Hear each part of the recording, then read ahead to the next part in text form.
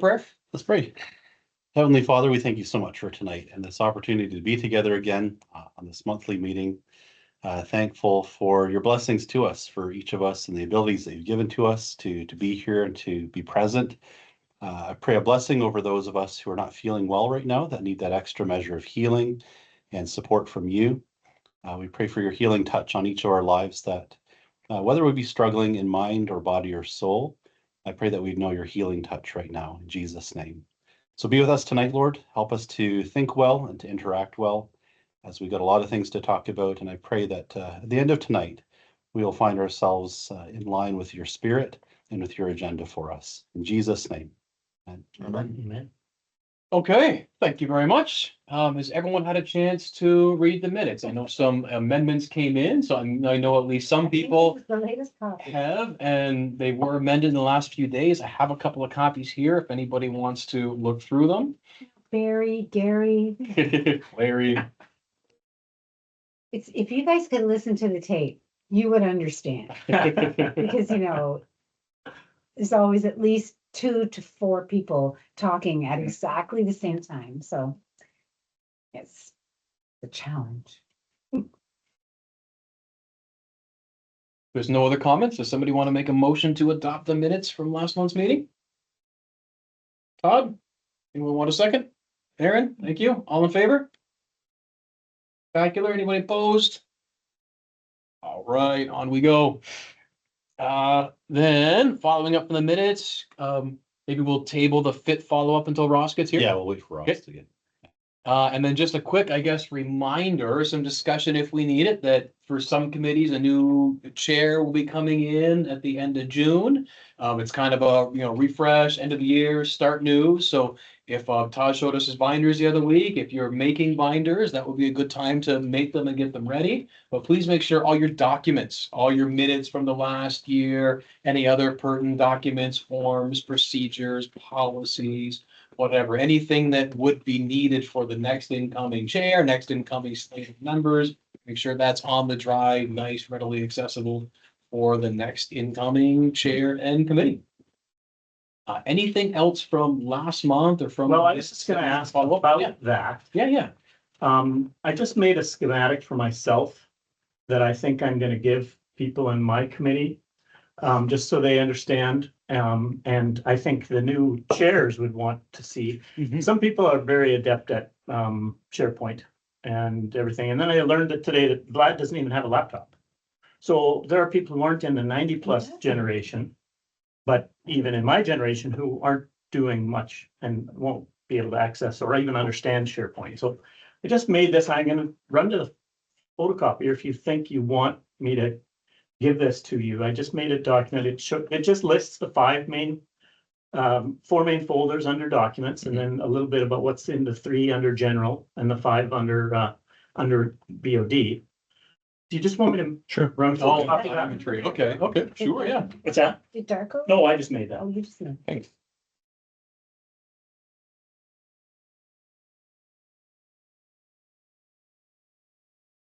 This is maybe not on the same. Yeah. But apparently we are gonna lose our Microsoft licenses that we've had. Are we going to move to having some have it and some not? Because I typically use Excel and Word, which Yeah, of course. potentially, like I can do it on my own computer. Yes. Because I pay for that license, but is there going to be something, or should people be moving to something else? Well, so my question is, we had it because we were getting it for free because Microsoft was giving nonprofits. Correct, and I think Great. as of June, Okay. when I go into Excel, I Yeah. get a big message that comes up with that it's going to Yeah, be, June 7th. yes, that it's not going to be. So can we just pay though?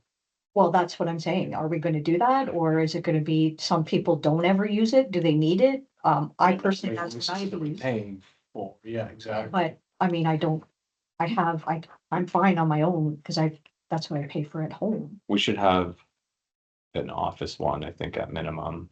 Yeah, Or our one, staff two, definitely need the 3, And Microsoft. say, Or let me say full suite, four yeah. license. because if there's like databases created on Excel, they need to be able to be open. Yes, Exactly. That type of thing. So I don't know where we're Yeah. heading with that, but it's within the next, I think not too far. yeah, And this is gonna be coming to an end. yeah, like I use my corporate one for the church stuff, which whatever.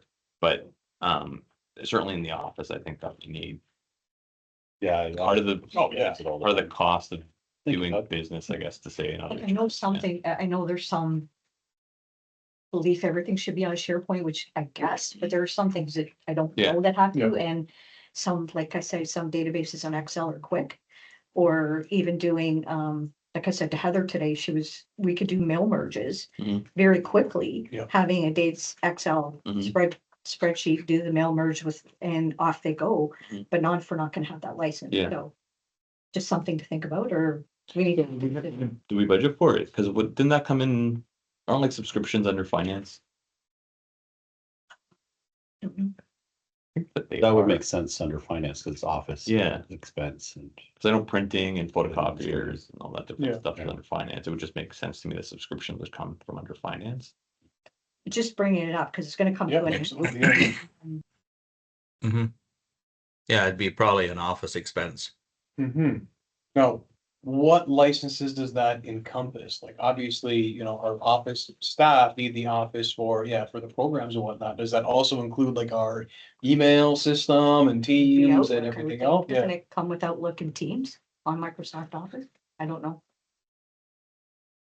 Yeah, I don't know if like, I don't so are think we we losing need the that. Outlook access too?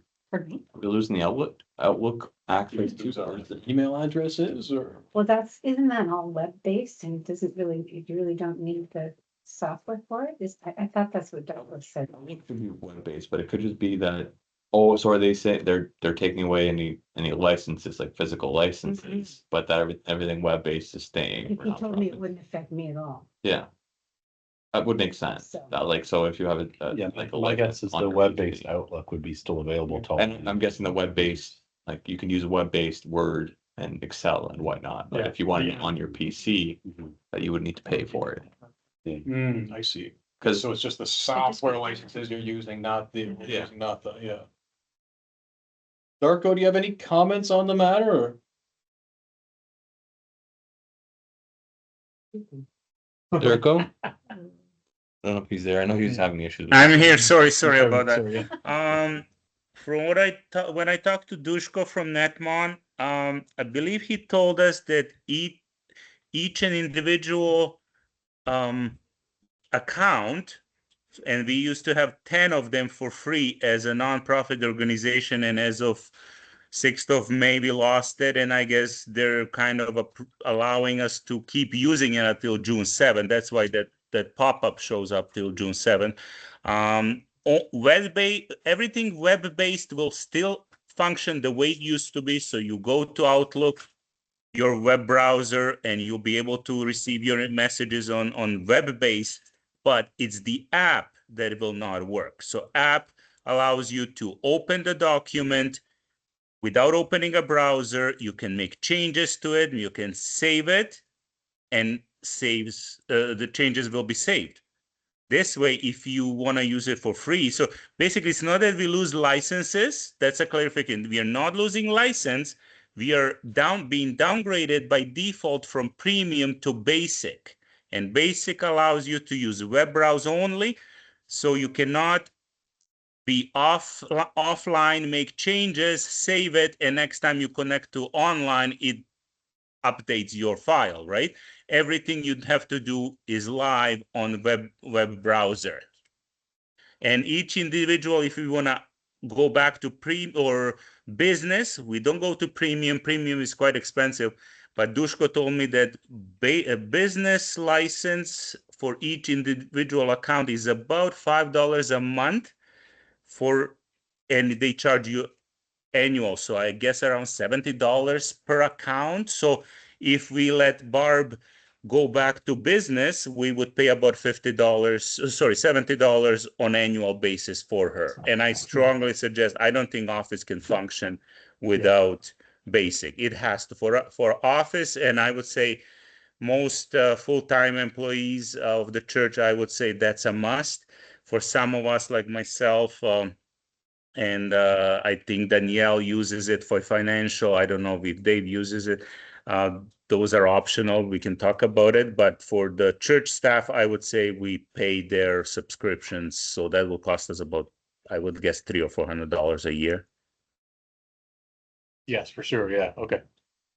Gotcha. And we can do it on a per account basis. So it's not an all or nothing thing. We don't have to put the whole Correct. It's per organization on account business. We can basis. pick a couple accounts and say they need premium, or business grade or whatever. Okay. Correct. If you like, I can ask Dushko to look into it. I believe everything goes to them because it's the Netmon that ordered that or activated that account for us. So I can ask Dushko to look into it, how to upgrade staff for sure, and then we can discuss if we want to upgrade for financial. And I use it quite a bit myself, but we can pay for our own. That's not an issue either. So Can it just be updated? Like, can we individually update it, or is that something that they have to do for us? Like, can someone, is it as me simple as just contact clicking him. on the link and adding a Visa and just paying for the upgrade? He thinks that he has to do it, but I told him, don't worry about it for now. Let us talk about it. So now that we did talk about it, let me go back to him and ask him, okay, can you activate Office at Benwell Church to business? And we'll see what does it take. And then he'll tell me if he can do a few more individual, like Pastor Steve, Pastor James, and Heather, and then we'll go from there. Yeah, I would think just our office staff, like people in the office need it. I know I certainly don't need it. Yeah, I do everything browser based anyway. Yeah, okay. Okay, yeah, if you could talk to him, that would be great, Darko. Thank you. Will do, no problem. Thank you. Thank you. So I wanted just to underline that on the SharePoint documents, there's finance, only finance has access to that. There's the board BoD that only chairs get access to. Then there's the one that's general, which people on your committee will probably have access to because you'll probably be sharing things with them, right? And then there's office, that's just the office and staff there. And then within the general, you'll see the folders that you want to share with your committee people. And then photos, and then Sunday worship services. And then, of course, if we're talking about an incoming chair like Gary, within BoD, there are these 5 categories, and to be able to find things like where's a membership list. Well, it's not exactly intuitive to think go check the church clerk folder. Right. But that's where it is. They can get into the church clerk folder. Yeah, I can. Now, there's maybe another church folder that I can't get into, but the one under BoD I can. Hey, Darko, That would make sense though, because if you're on. That is correct. board- Your folder, Cheryl, is in BoD, so any BoD member can Okay. view it. that's That fine. makes sense. It doesn't matter. You can't I see. was gonna say, unless there's something embarrassing in there. No, I don't see why that's an issue, yeah. no. If we feel that the church clerk should have her private, we can do that easily, but I'm not making it private. It's together with all the No. other BoD. Just- Yeah. So before we moved off, I wanted to highlight again.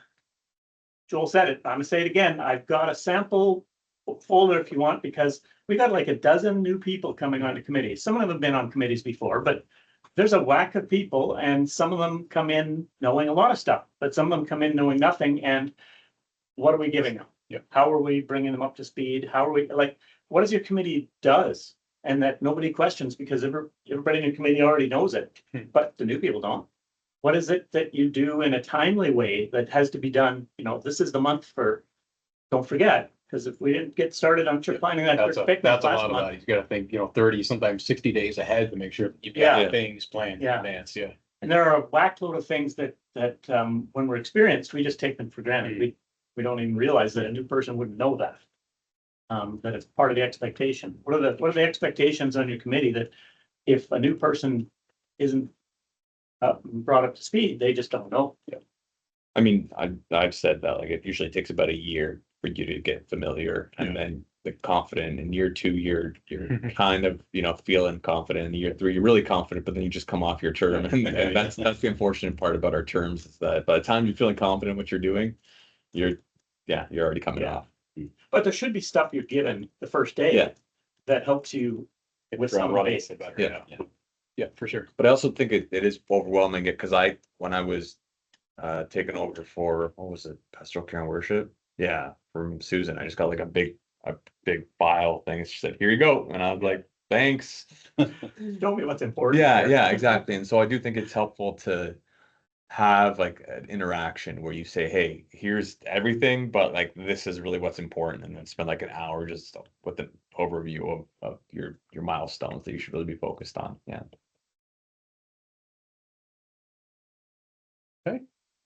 Wonderful. Todd, do you want to generate this into a PDF and maybe stick it right in the beginning of SharePoint? Yeah, I That way if can. somebody wants help If navigating it, somebody then sends it that's to the right there. printer, I don't know if it'll print the same, because I've done a lot of tabs and stuff just to get it to look the way I want it. Okay, yeah. So I don't know if when you try to print it, it'll look the same, but yeah, I can. Yeah, I mean, if you want to generate it into a PDF. I was gonna say yeah, and then just PDF throw it and- right in the beginning of the SharePoint. That way, if somebody wants help navigating, it's right there.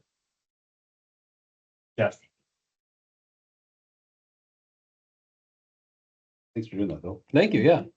It's nice to have something to. Is there anything else we need to follow up on? I guess we're gonna put a pin in the fit follow-up until Ross gets here. Actually, I was just gonna say, there you we guys could probably do a better job of this by just taking screenshots and printing it in color. Right, You right. could actually see visually, but this just fit Okay. one page and Right, no.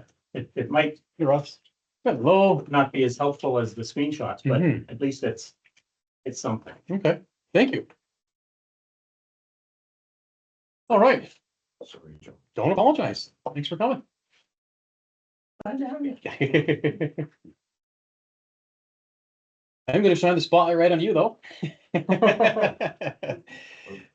Where are we at? Sorry. We're just, we reviewed and approved the minutes from last month's meeting. We've talked about, just committee updates and getting files and whatnot on, but we were gonna have a quick discussion just on the fit committee and anything update or noteworthy or that we need to, Yeah, we definitely met last night and came up with some new proposals. And Steve, you got all the copies, so. Yeah, I've got a Steve's copy for probably the one everyone. to- to go through it right I'll here. grab a copy for myself and I'll send it this way. is this in the batch that you just emailed here? Yeah, I sent it Perfect. electronically so that Darko and Dave could get a copy of it. It's in your email inbox.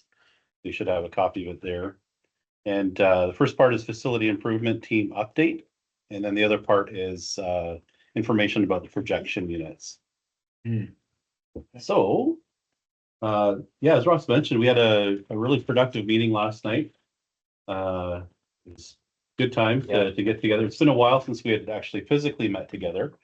But over the last month, we've been doing kind of some of our own, what do you call it, side quests or something to get everything kind of put together. Everybody was giving different quotes for it. But the main thing was to come back together and really iron out our timeline for things and update some of the cost realities of the project. So that's what we're wanting to share with you tonight. And so, just to kind of take us through a bit of a timeline, each of the members of the facility improvement team have been kind of working on different parts of the project. But I just wanted to give us a little bit of an overview of where we're at. If you go into the sanctuary right now, you'll see some interesting updates to the archway that's on our stage. And so Daniel and Tom have been getting to work on the baptistry and archway remodeling, which is a really important part of getting the project going and remodeling the whole stage area. So underway right now, as of this week and next week, the archway, we have an electrician coming in, someone connected with your father, Joe, what's his Yeah, last my name? cousin Joe Yeah, so it's kind of a good connection that we've got there. Popchuck. And that is to bring the lighting for the baptistry arch down to a receptacle for the backlit cross. And that's kind of a preliminary thing they needed to do before they enclose all of the framing in that archway. And so that's being worked on this week. Daniela is finalizing paint colors for the stage area. And I think that's where we want to focus the first part of the project is in that stage area. Stage wall repainting obviously will be done after the archway and baptistry is remodeled. We're about to order panel fabric. We're going to be building our own panels, acoustic panels, using approved materials that are fire rated. So I think I went over with you last meeting about the material, like the fabric that's being used. And so we got a specialized supplier for that we're working through, as well as getting all the materials we need to get the acoustic panels moving forward. So that's what's underway right now. So there's some really good progress happening. There's some things that are moving. Sorry, I just wanted to ask about Yeah. the panels. How heavy do we think they'll be? Oh, they're very light. The core material is a rock wool comfort board Yeah, 80, which yeah. is a really Yeah, rock wool. it's a very light Yeah. material. So I'm guessing each of the 4x6 panels, there's 12 of them. Each panel I'm guessing is going to be less than like 7 pounds. Oh, yeah, Yeah, okay. they're very, very lightweight. Well, what about like the frame? I was imagining would be pretty heavy, no? That's a PVC. Yeah, PVC frame, Yeah. that could be very light Like too. 2.5 inch Yeah. PVC kind Okay, of U nice. channel that goes around it to enclose the rock wool Mhm. fiberboard type Okay. of thing. And that's all enclosed with that material. Okay. So coming up, one of the key things that we need to get going is the panel construction team. That'll be kind of mid-June. And by the way, June is coming this week. Yeah. I don't know if you realized that just yet, but it kind of hit me this week. And I realized I'm away most of next week at assembly. I thought I had another week to work with, but I don't. Yep. June is right on the edge here. I've been working with Mirko Placzynski on the cross design and construction, and so we've kind of worked on a design and have some ideas that way. He's a former cabinet builder, so he's very skilled in terms of woodworking, and we're putting our heads together to work on basically a 10 by 16 foot cross made mostly out of birch and backlit. And then the final part is the projector install, which I'll get to in just a moment. So if you flip the page over, here are some of the cost realities of what we're looking at. And as we know from recent experience with the expansion, there's the initial budget that you start to work with, and then you refine it as you go along, and there's some realities that pop up. So keep that in mind as we get to the bottom of the page. So in terms of the baptistry archway modification, this is really minimal cost. In talking with Daniel today, it's really just a matter of 2x4 framing, some 2x6s as well, and some sheetrock and mudding. It's very simple. I don't know how he's going to be building that, but it's very minimal cost for that side of it. And paint, once we finalize that, we'll be looking at just initially doing that stage wall and possibly the archway in a complementary color. And so he's going to be doing the bulk of that painting work, he and Tom. And I keep asking your dad, are you okay with the pace of things? He's like, yeah, we got to do it. Got to get it done. So he's very eager, very motivated. Very Very things spry going. for his age. He's very Yes, spry for yes, he is. 70s, Keeps yeah. doing projects like this. Yes. And so the rest of this here is just a bit of a breakdown on some of the detailed costs as we've been researching more and getting more refined products and materials that we're using. This is just simply a more detailed readout of all those materials that we're using. So acoustic panels, everything you need to know is right there in terms of the costs for the fabric, the rock wool, and the framing, brackets, all that kind of thing that goes together. So that total for panels, 2,500. Very close to our original estimate on things. Backlit cross, we're looking at, I have to get a more detailed price from Trim Choice Wood Products in Leamington. Apparently they're a Mennonite outfit and they've got really good prices Yeah, on they're solid woods. I got my Yeah. base boards from them. They're good. Yeah, okay. Your dad recommended that Yeah. we head down there and take a look. So Mirko, maybe I will head down there and get a more definite price on it. Finishing materials, very simple stuff, brackets, the continual brightness strip lighting, about $200 for that part. So that's all in for that, 630 for the backlit cross. So we get to the projection part, and this is where things kind of take a little bit of a different turn. So originally what we were hoping for were 2 short throw projectors onto our curved walls on the stage. The challenge that we found with that is that short throw can work, but your image size is going to be a bit smaller. And projecting onto a curved surface is full of all sorts of challenges when it comes to focus and consistency of image. And so as we went along, we began to tap John Renaud on the shoulder and brought him in for some consulting. And he was pretty clear that short throw, it could be okay, but we really wouldn't get the type of image that we're looking for out of that. And so the conversation shifted over to long throw projectors. And so these would be mounted about 14 feet up on the wall, back wall of the sanctuary. And so not as high as the current projector, but somewhere in between on the pillar parts of that back wall. So they'd be tucked away, you wouldn't see them, they'd be kind of inconspicuous up there. 14 feet high, which makes them high enough that they're not gonna be, kids aren't gonna, throw something at them, but they're low enough that they can be accessed if they need to be serviced and that kind of thing. And so we start to look at a long throw projection, with a clear winner in terms of image quality and brightness. Laser projectors, we're getting more than double the lumens that we have right now with our current projector. Oh, yeah. And so if we're looking, the current projector we have right now is about 3,200 lumens. Mhm. And the projectors we're looking at here are laser 7,000. So they're a lot Wow. more clear, be a lot brighter, a lot more contrast, way better image quality. Folds onto a slightly smaller screen too, so it's, concentrated. Well, actually, no, the two screens as we presented in the design are both 14 feet wide. Our current screen is 15 and a half. Oh, really? So I it's didn't not realize much of a it was that difference. close, Yeah, so we're basically doubling what we Well, have yeah, in the just middle, Their sides. and we're more than doubling the brightness and Okay. doubling the resolution, so the clarity of the image. Yeah. So it will be very noticeably much better.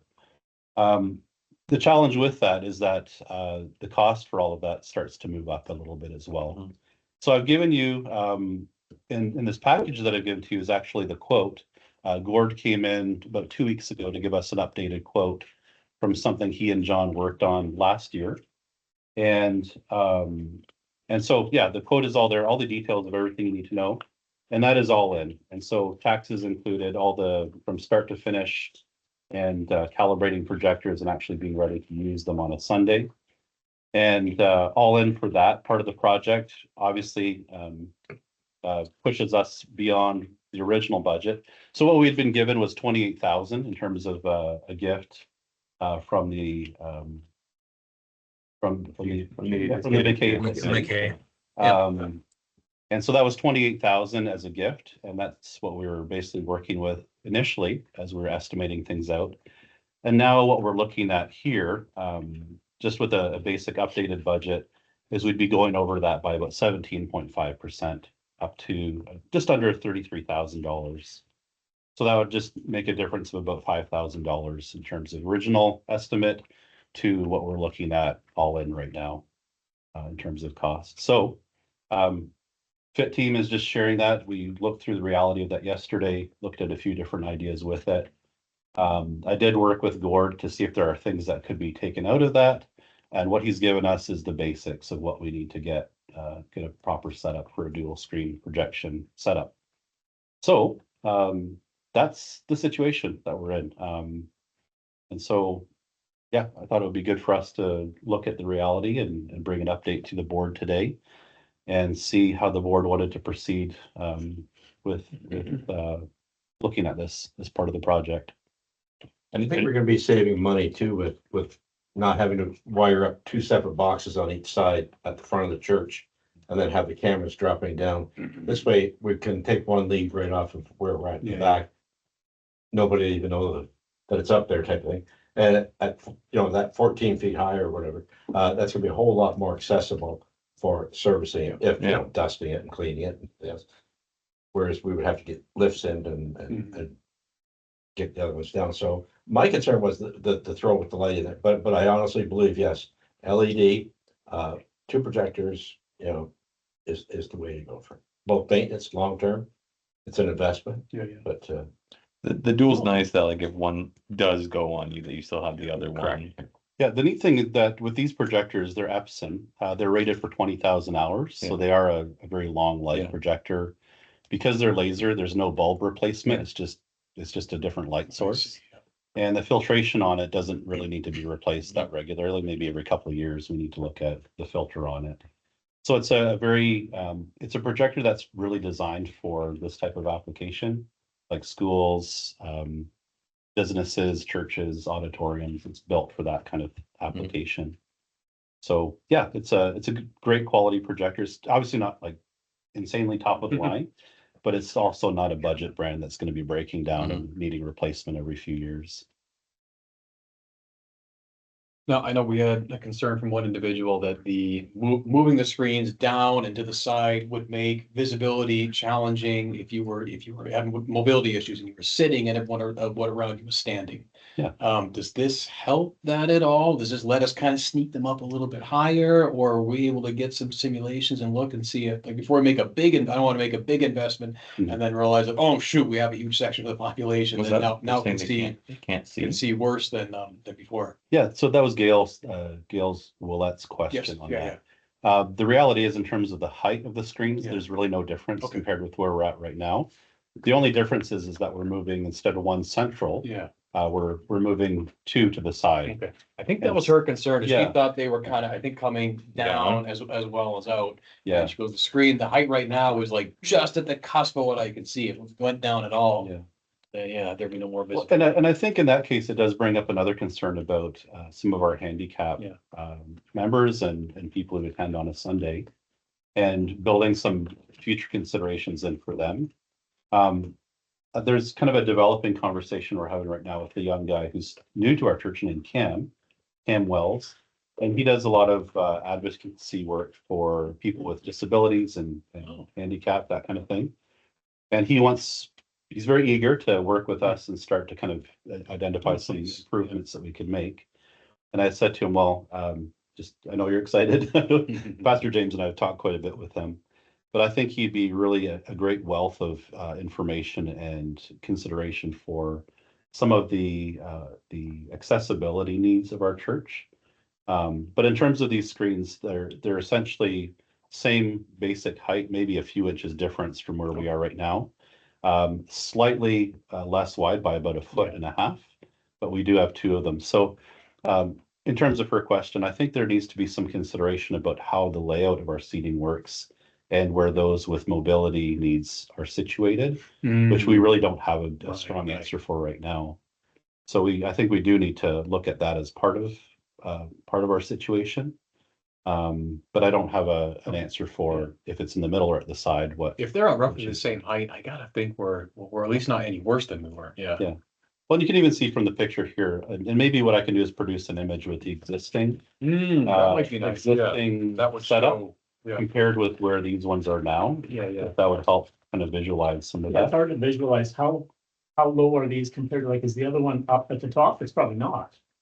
Yeah, maybe if you Well, go we have to it the now. second other pages here, the wall features layout. This has some dimensions to it that might be helpful. And so if you can see, like if you're looking over here, just if you can humor me for a second. Yeah. These two here is where the baptistry lies. Yeah. And right now our screen comes down to about where that baptistry Okay. ledge is. So we're actually right within that same Bottoms of the screen. horizontal Pretty much the same. Okay. location as the current screen. So the They're top just- of the screen isn't at the top of the building there? No, it's not. It's further down. But yeah, I can produce an Okay. image that would help us visualize that if you want a more measured answer for that.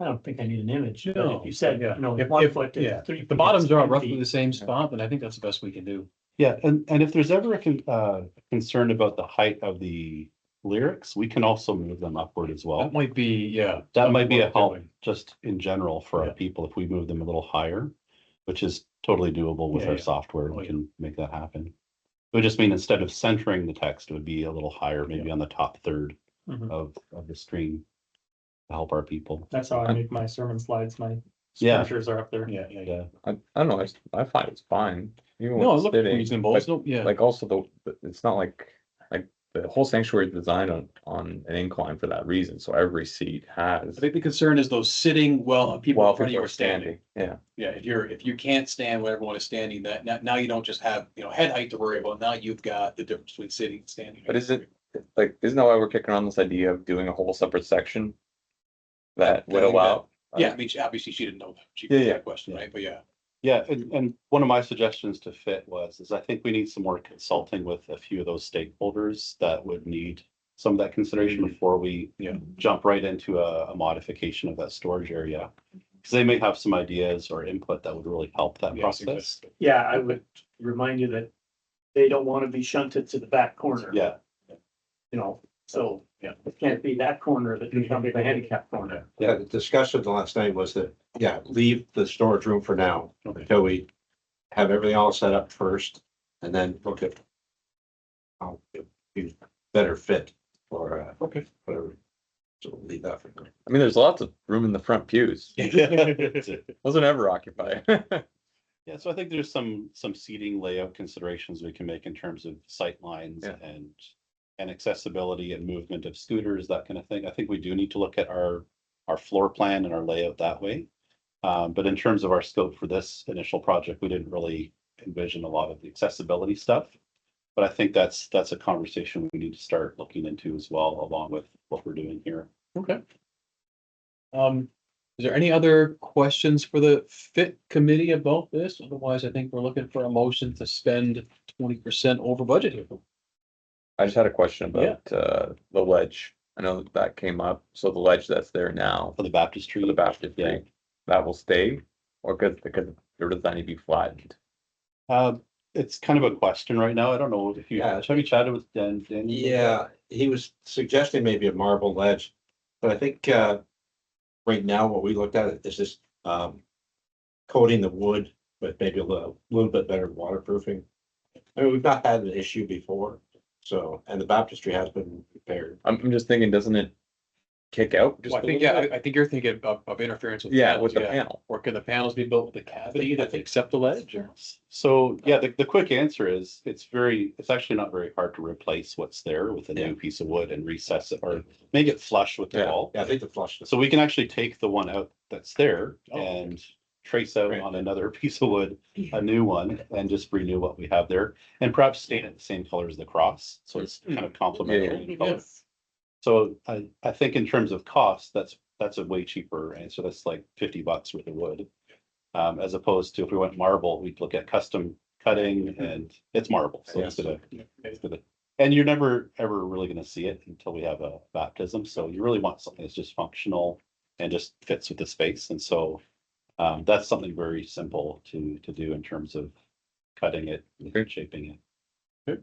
So, And then the other question on the cross itself, with it being backlit, is it going to be backlit all the time, or like, so what's envisioned for? yeah, great question. So if you look at one of the first images here, I'll just point out something for you that's kind of technical. On the baptistry modification one, where it talks about the filling in of the archway. So what our electrician Joe is doing is he's taking, so if you look here, in this recessed part here, there's two pot lights. Yeah. They're being terminated. Yeah. And the power from that is going down to a receptacle Yeah. right at the base of where the cross will We're going be to plug an covered. LED or whatever. And so it'll be on a switch, so it can be So the lights are switchable. already on a switch, yeah. And so they can be switched on when the sanctuary lights come on through our Wi-Fi Mhm. switching system. So that's one of the features we wanted to have ready to go. So the cross doesn't have to be lit all the time. It can be on as the sanctuary is on and then off. And it's all programmed that way. So yeah, we'll have power running to that spot and it'll be ready to go. But we envision it coming on like automatically with all the other lights, right? Correct. I just know years of Donna Soper saying, if the lights in the baptistry are off, we got to turn those on. And- Really? Oh yeah, Oh, there's okay. years of that. So I just wanted to ask, like, is that something that we would have like automatically? Is that part Well, of the theoretically, every you can have it server? on all the time Yeah. if you just programmed it that way. Yeah, And you can also, the type of lighting is a continual brightness, but you can also change the brightness. brightness on. of Yeah. it. So there's some LED strips that have like an LED every Yeah. 6 inches. Yeah. This is the kind that has continual Okay. brightness. So you don't have this kind of like jaggy Yeah. looking lighting Yeah. look. So it's gonna fit the space really well. Okay, Great. And yeah, power's ready to go. Cool. That spot. great, thank you. Any more questions for the FIT committee? The existing cross too that's up there now, Daniela was suggested that we put it in the chapel and it will fit up. Oh, top okay. I was gonna ask that too, yeah. In Will the fit. rounded area. So yeah, so it'll be used in another location. Be nice. Cool. And painting, I really like the idea of painting the wall with the paint we need for projection, like screen paint. Yes, of course, yeah. And then almost the same color, but not that texture, around it and the doors. It's gonna look really nice. Good. So the colors on the panel, it's kind of a kind of like a stone kind of Yeah, look. it and looks really yeah. nice with the dark. Yeah, it's similar to what we've kind of put here in the mock-ups. Like obviously it's not gonna look 100% the same, but similar types of contrasts that are there. I want to ask on the long throw, we can adjust the curve. Yes. You talked about that being an issue, but Yeah. never talked about it being resolved with the long. I just want to. Yeah, so yeah, the wonderful thing about long throw is it's a lot more forgiving in terms of focus Yeah. when you get to the Yeah. actual location of the Yeah. image. So it would The just, the closer you are, the more unforgiving Yeah. focus is, but the further away. Mhm. And get this, our sanctuary is 85 feet. Yeah. It's a long Yeah. distance to cover. And the more distance you have, the more forgiving it is for your focal point on the projection area. So it works really well for our curvature. short curvature. Okay, Yeah. Great. Yeah. Got a question for Dave.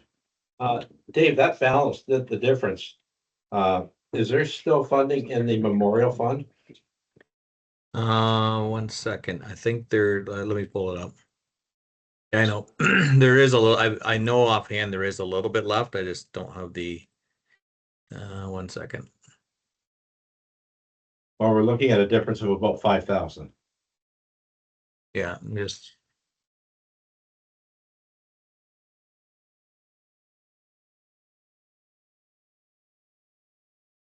I think there's probably a couple thousand offhand still in the memorial fund, like in that account. I can look it up. Memorial fund. Yeah, there is. There's 12,000 Oh, in the okay. memorial. Yeah. Okay, great. Is there a motion on the table then to proceed with the work over budget and draw the over budget funds from the memorial fund? Can I make the motion as? That would be great, Ross. Yeah, thank you. Ross, Aaron, was that you seconding it Yeah, then? I would second. Okay, all in favor or any more discussion? My only point of conversation would be relative to then, so we're pulling it from the same source. We're just taking more out. Exactly. Do we need to send a letter to someone? to Well, I say- was gonna ask if maybe the FIT committee could they have a little presentation ready for Sunday's meeting? Just a quick update, not yet, sorry, presentations might not even be the right word, but just a quick update. You're talking You know, about different things though. Well, I think you were talking talking about about a communication for, oh, no, I thought you were. I was thought you were just gonna thinking say if we're taking communication. money Yeah. out of that fund, like, is there someone that gave that money that we also need to thank Oh, I now? see. That's Like why I'm the asking. the last person, was Yvonne. And we sent a letter. Hers was for the sign, Yeah. but I'm trying to think of a sizable one, and I know for that we sent, but there had been monies prior to that. So I'm not sure who Okay, that would be tied to. yeah, it's, No. I just want to know. if we I'm need sorry, I to- tried to yeah. second guess your question. Yeah. I asked the wrong- Can or- we or- please go not over second that? guess, but three guys. Yeah, my only, no, Aaron's, and Aaron and Joel making separate points. So Aaron's Yeah. talking about gifts to the memorial fund. Okay, but the motion to proceed with the sanctuary work? yeah, above and Right. beyond, yeah, well, but to, basically, you have to say where you're getting the money, so it's out of the reserves in the memorial fund. Okay, okay. And I was asking if we're taking out of reserves, do we need to then notify the people, Somebody else that needs to get thanked. to get thanked for the money that was donated? And it sounds like no, that it could have been there a while, so. Yeah. Sometimes it's just small Yeah. amounts, right? Yeah. So it could have. Yeah. accumulated over time. Okay, so that was your motion? No, that No, was that was Ross's Ross's motion. motion, Aaron I was seconded, second. I need a second. Then any more discussion on the matter? Oh, pardon me? You were. Your gonna point say- then, yeah. Yeah, I was just gonna ask if the FIT committee could just have a quick update prepared for Sunday's meeting. Doesn't have to be a presentation. I'm not sure you even need slides, but just an update to say, thank you, thanks for the slides. If we got slides, great, but it doesn't, it doesn't need to be a giant thing, but if we could just give a few minutes, update the congregation and sure, thanks for, reminder, it's in the back there, check it out and it's progressing nicely and. Yeah, we can, I'll send a memo to the group and see how we want to do that. Sure. Yeah, we can do that. Great. Great. All in favor? Any opposed? Thank you. Is there anything else outstanding from last month's meeting that we need to address quickly before moving on in the rest of the meeting? I had thought we should, if we're not gonna address it later in the meeting, we should talk about the communication with Brenda. Yes, no, sorry, that would be next. Sorry, I kind of lumped that into office position update. Oh, okay. Sorry. All right. Wasn't sure the exact way to phrase that, but I kind of figured that was all encompassing. So yeah, let's jump right in. Brenda, office. Where are we at? What are we doing? What do we need to do? So she's been made aware. I'm just trying to, I haven't been here in a couple. So I'm just looking to get up to speed. So she's been made aware that I her haven't services sent are no Bren. longer needed. I The haven't letter, sent has the Bren letter been the sent? letter Has there been a letter? I thought, So Dave sent us the draft letter that his company used. yeah, What do we need to finalize that letter and offer her and whatnot? Is this And already? just for clarity on that, my recommendation wasn't the 3 weeks. It's just that's the guideline. My recommendation was actually higher because of Right, showing yes. just if there's any confusion there, that the minimum was 3 weeks, but realistically, we should be looking at more. Yeah. the HR committee talked about that based on the 3 weeks. We thought it should be more. I didn't read his email properly. We'd be happy with the 3 months. The 3 months and benefits paid for that amount. Okay. Her benefits have been paid right now. Yeah. But that could continue with that package. So three months of pay? That's what Davis suggested. Okay. I don't. That's we just had- to make sure that- When yeah. I read it, I thought it said 3 weeks, so we had agreed on 5 weeks. Mhm. But the HR committee would be happy with 3 months. So 3 months with Months, okay. continued benefits. And so 3 months of pay and 3 months of benefits. Pay We the ben- talked about benefits through to December 31. We did talk about 6 months of benefits, yeah, through to the end of the year. And I don't think we talked about 3 months of pay. Did No, we? I said that was just a recommendation. Yeah. I mean, based that was on his recommendation. person's age and the fact they're on medical leave, but yeah, 2 to 3 months is probably in the range.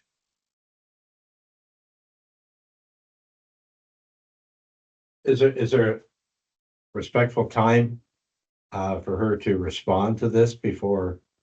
So the letter goes out, we have a time slot that would say, please respond by such and such a date.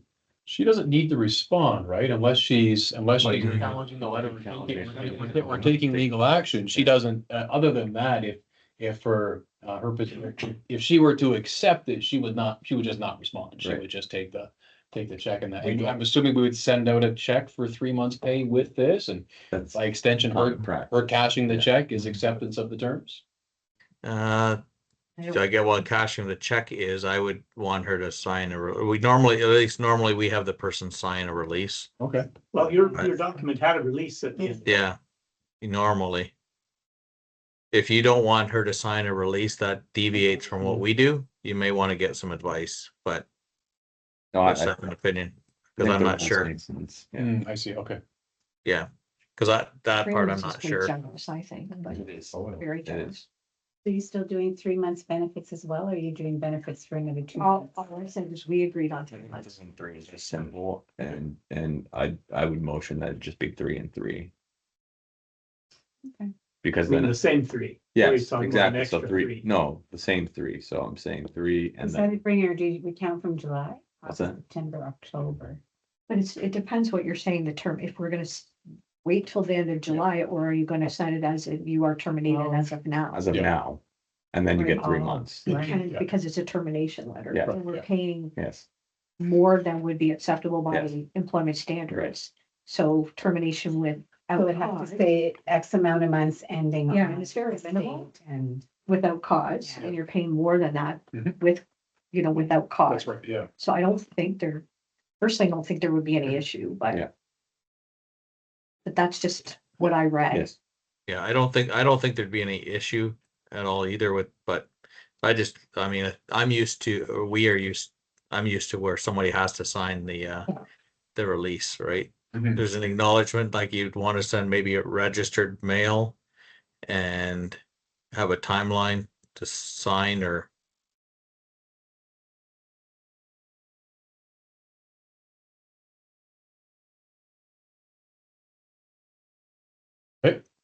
So, But- one thing at a time, 3 months, are we all on the same page about 3 months pay? Sorry, are we all on the same Yeah. page about that? Mhm. And 3 months benefits? I know we did talk about 6 I'd be months in happy the to last go to meeting, December but 31st. I don't know if she's gonna get another job. yeah, you'd rather. She's, December I 31st. shouldn't say Yeah. that. But if she gets another job. Yeah. Does it, we should stipulate that it'll stop, that we're not providing Well, benefits if she. we wouldn't know that unless she calls and says, I got another job. But at least it should be in writing. Yeah. Her benefits are, I think she's at the low one. She's over 65. Yeah. So now her drugs are covered. Uh, She would be able yeah. to be probably eligible for dental. Okay. I'm not saying, I'm not Yeah. putting that down, but it's not that she'll The be. need is not there as if she was, Yeah. 63 and needed the benefits and didn't have the full Right. coverage of 65 yet. So I mean, it's not. And is relying on her or something. Yeah. as that, but, and I'm not just saying, Yeah. I don't know if she'll get, like, if she'll look for another job, I wonder. Right. But that's not for me to say, but I think with the, her age, the coverage for seniors is there. Yeah. So there's a motion now then for 3 months? It was not a motion yet. Sorry, I'm just trying to get a general temperature of the room, and then we can kind of make a motion to accept these all in one shot, and then we'll get the letter sent out. So what is everyone else's thoughts? 3 months or 6 months in terms of benefits? I would say That's three, good. Yeah. 3 months. Okay, I think the consensus is around 3 months for benefits. And then we can send a letter registered mail, obviously, and also send the release form with it. Okay. Let's release. Now the letter, Does it say on the release how she's to get it back to us, or when, or any stipulations? yeah, I mean, should No, we you probably have to put that in, because usually, usually. the send her like person- a pre-addressed, pre-stamped envelope with Yeah, or the something. release, like, eliminate as many barriers as possible. Yeah. Yep.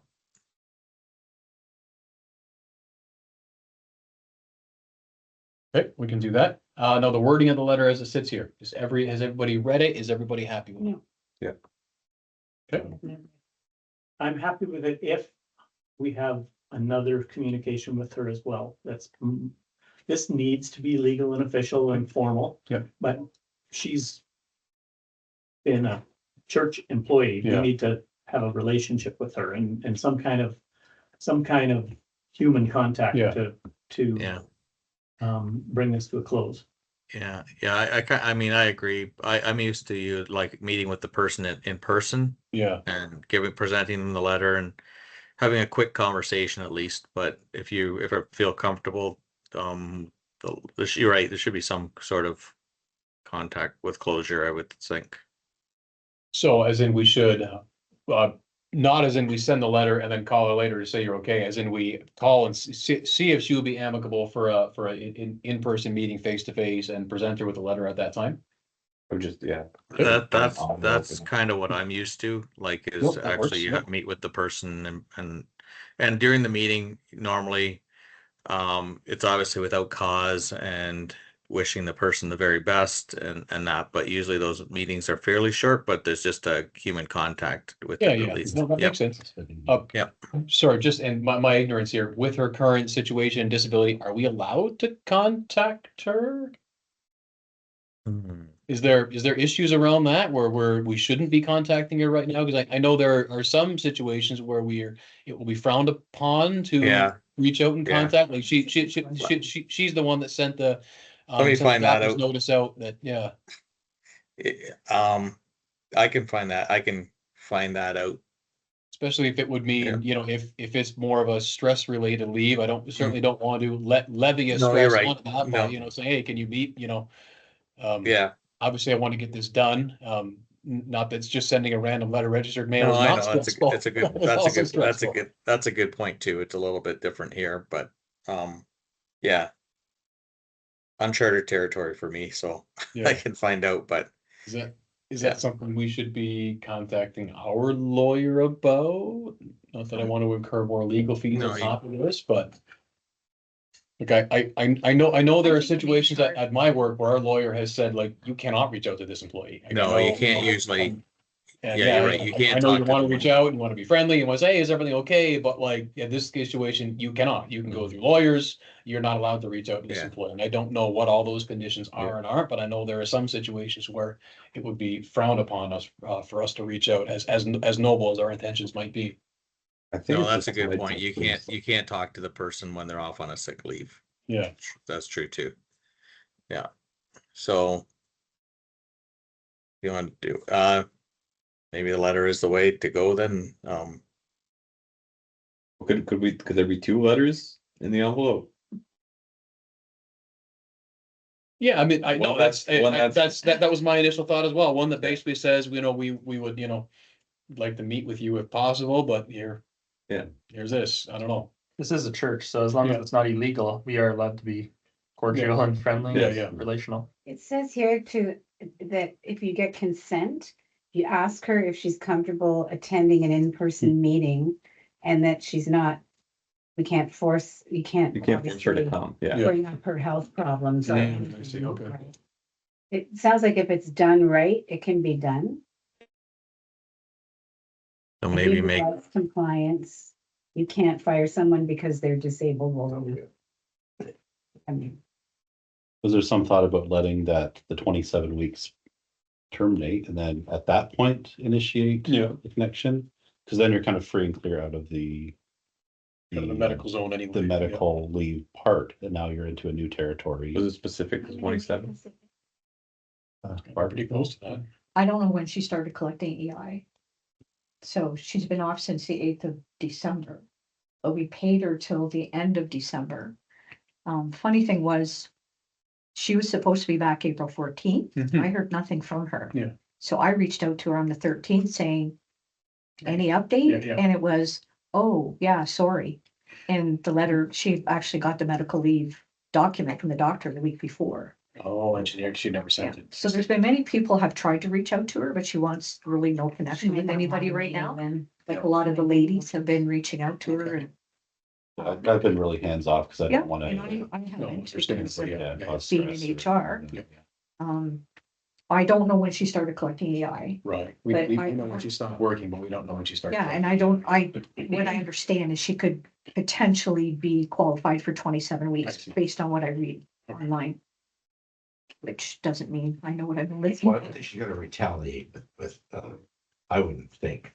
I don't know Yeah, if she because did. we- It wouldn't even necessarily be a retaliation as Well, much as it would be a negotiation. I mean, Yeah. she's getting more than minimum. Yeah. By what we're offering, so,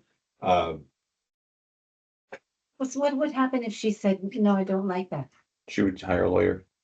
she'd get a lawyer, the lawyer would, give a proposal much higher than, I'm much realistic, and then, Call our lawyer, And they would negotiate. and then, I mean, the only thing, if you did it right away, it could stop her EI because you're gonna be paying her.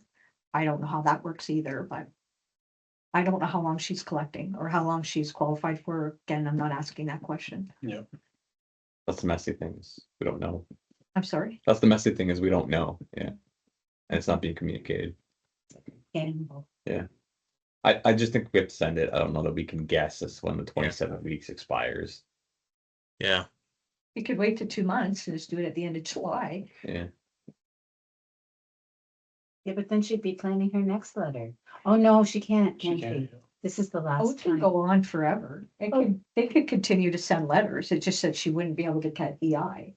Oh, She could continue to. So letters that she's not. Well, say, the doctor, just because it states. Yeah. You know, it's as of right now, up to the July 31st.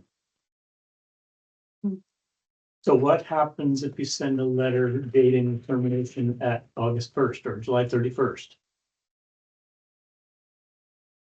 You could say effective Yeah, effective Mhm. service date. Yeah. 1st of August, whatever. You're no longer an employee of Mayo Community Church. You could do that. Yeah, you could do it if you think it's the end of June, or end of June, 6 months for her EI, for collecting her EI, I guess, and then tacking on the That's 27 weeks would be end of June, not Yeah, July. so effective. Yeah, end of 1st June. July. effective 1st of As long as July. she started on January, but I don't think that started right away. Because she got paid, then they typically have, I don't know. Well, she'd have 2 weeks, she would have it. she could have a 2-week waiting period, so Yeah. worst case would be mid-July. And right, we had to get her an ROE, which Right. took a bit of time in there, so she could be. But they would still backdate the Yeah, waiting then period. back to Oh, ROE. So it'd be two, regardless of when she got the ROE, she would have put her 2 weeks of waiting It's period just in. true. Yep. Even if EI cuts her off because we are paying her something, Mhm. July 1st versus July 15th, it's not a big deal. Yeah, it's No, and she, We are paying her 3 months pay, yeah. and she'd be be able to, she can still be collecting her EI. If we paid her now in June for the 3 months, I don't know how that affects her sick leave pay. Cause you have to Because she- report anything, don't you? She- She'd have to, would. well, I know that's what I mean. She'd have to report it, right? So, That's why you're better off just post dating it. If you make it effective, For July first. effective 1st of July. But she's not till the end of July. I don't know. I'm. EI I mid-July at the late, I would think mid-July at the latest, but it could be. So do you want to do it effective 15 July? Because like we're not paying her anything now anyways, right? Right. I mean, she left Just- in December, Just the benefit. Yes. end of June is an even half a year, 6 months. Yeah. July 1st seems like a long time date. Let's do that. Okay. Yeah, July first. I Or think, June 30th. yeah. Which it matters. Yeah. I mean, we want to be overly accommodating, but I think we also have to just be open to the realities that she may hire a lawyer and that we may still be in this. Yeah. So Yeah. we just went through it at work too. And yeah, we thought it ended well, it didn't. So Okay, so are we So reaching does the out to letter her? Yeah. offer, an in-person consult or is that a separate letter? This or- is the letter, and no, it doesn't offer any. No, I know that. I just, Sorry, yeah. do we modify something that it I does, see, yeah. or do we send something So the separate? second letter, yeah. Do we send a second letter just as, on behalf of the, us at Bangwell, we're thinking about you and praying about you and blah, blah, blah. As a, separate Oh, I communication at like the same time. Sorry. I would just like maybe put in there like see attached formal letter. Yeah. Like have a nice cordial letter and that just references formal letter that Yeah. that we're required to send her. That's it. Yeah, that approach is good with me too. Something like that. And that other letter is going to say, The second letter is going to be the one that Dave sent. This is the template. second letter, yeah, Yeah. we would make a new first letter, yeah. but I mean, this is the letter that's gonna say Yes. your legitimate last, so we Yeah. haven't got that information yet, for sure, nailed down. No, No, we the same, did. the second letter is the one Dave drafted. Yeah. The first letter is the one we say something a little more Yeah. cordial, a little more Kind human. I know, but did we come up with for sure whether we're So getting? the second one we just said effective 1st of July 2026, and then he's taking notes on whatever it needs to say. I guess I don't have to. Look for it. 3 months, Yeah. and yeah. And that's coming from who? Coming from me. From you? Yeah. Does the informal letter come from me too? Yeah, I think it should. Yeah. Yeah, that seems proper, although I really only talked to Brenda a handful of times. I don't know her, but I still see. I never. Well, you can just sign Joel on behalf of the board. Yeah. It seems, so I never met her, talked to her on the phone. Never got too weird. Okay, So you're gonna and yeah. prepare that Yeah, and we won't, distribute. we're not gonna reach out to our lawyer, and we're not gonna reach out to her for an in-person meeting. We're gonna send 2 letters and a check at the same time. So you don't want to offer an in-person meeting? I would put it in there just as, Put it in the informal letter, yeah. Yeah, she's up for it. she probably won't. But again, let's offer. So you're gonna reach out to her first before anything else? No, You can do it all in. Well, the check wouldn't be sent until that's agreed to, and then we would send. I see, okay, check with release. Yeah, if it's signed and sent back, we could issue the check.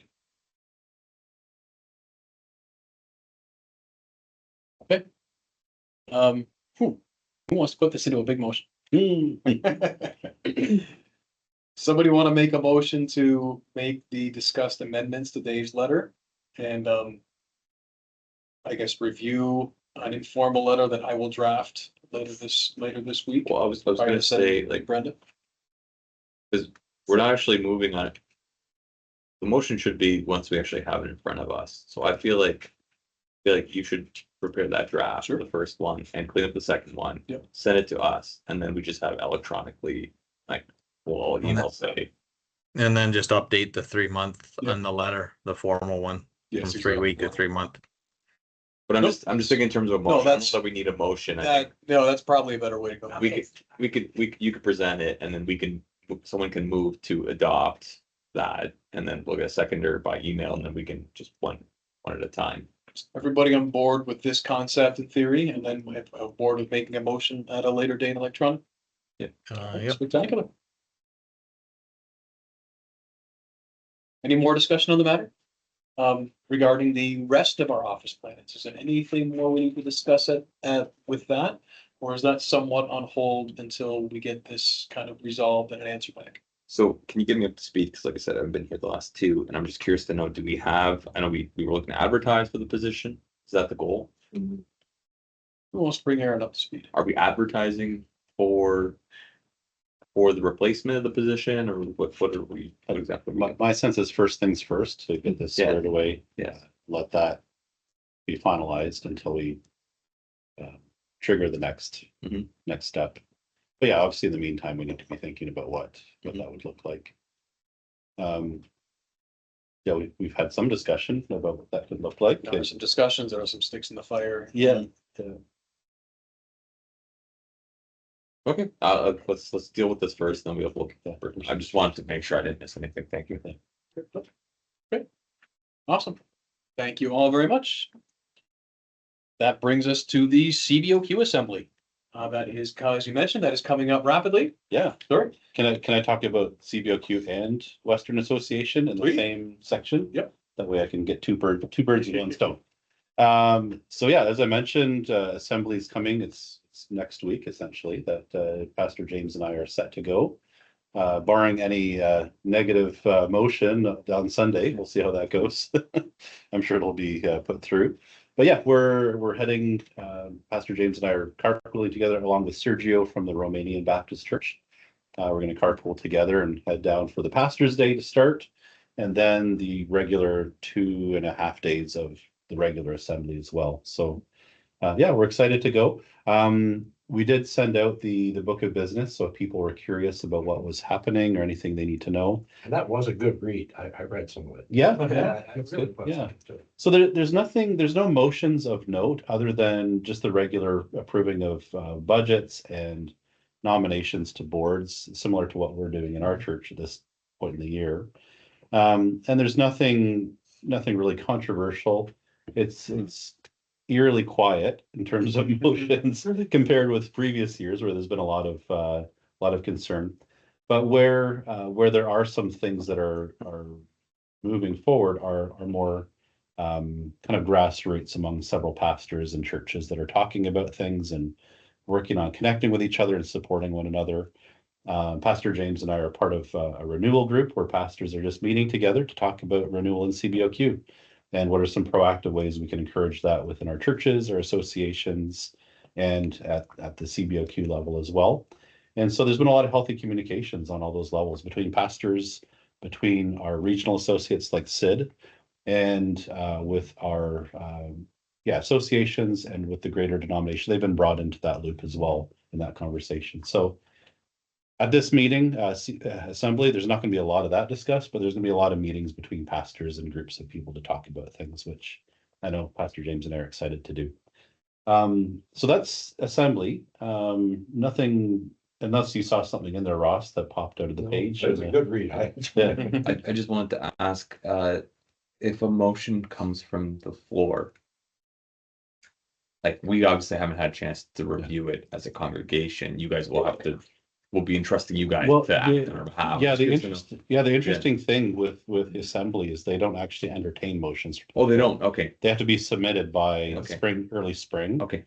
If any motion is going to be presented to the floor, and as you notice, there's no Quite formal. There's no motions that have been presented Yeah. at this year's assembly, other than Yeah. usual nominations Yeah. and budgets kind of thing. So Okay.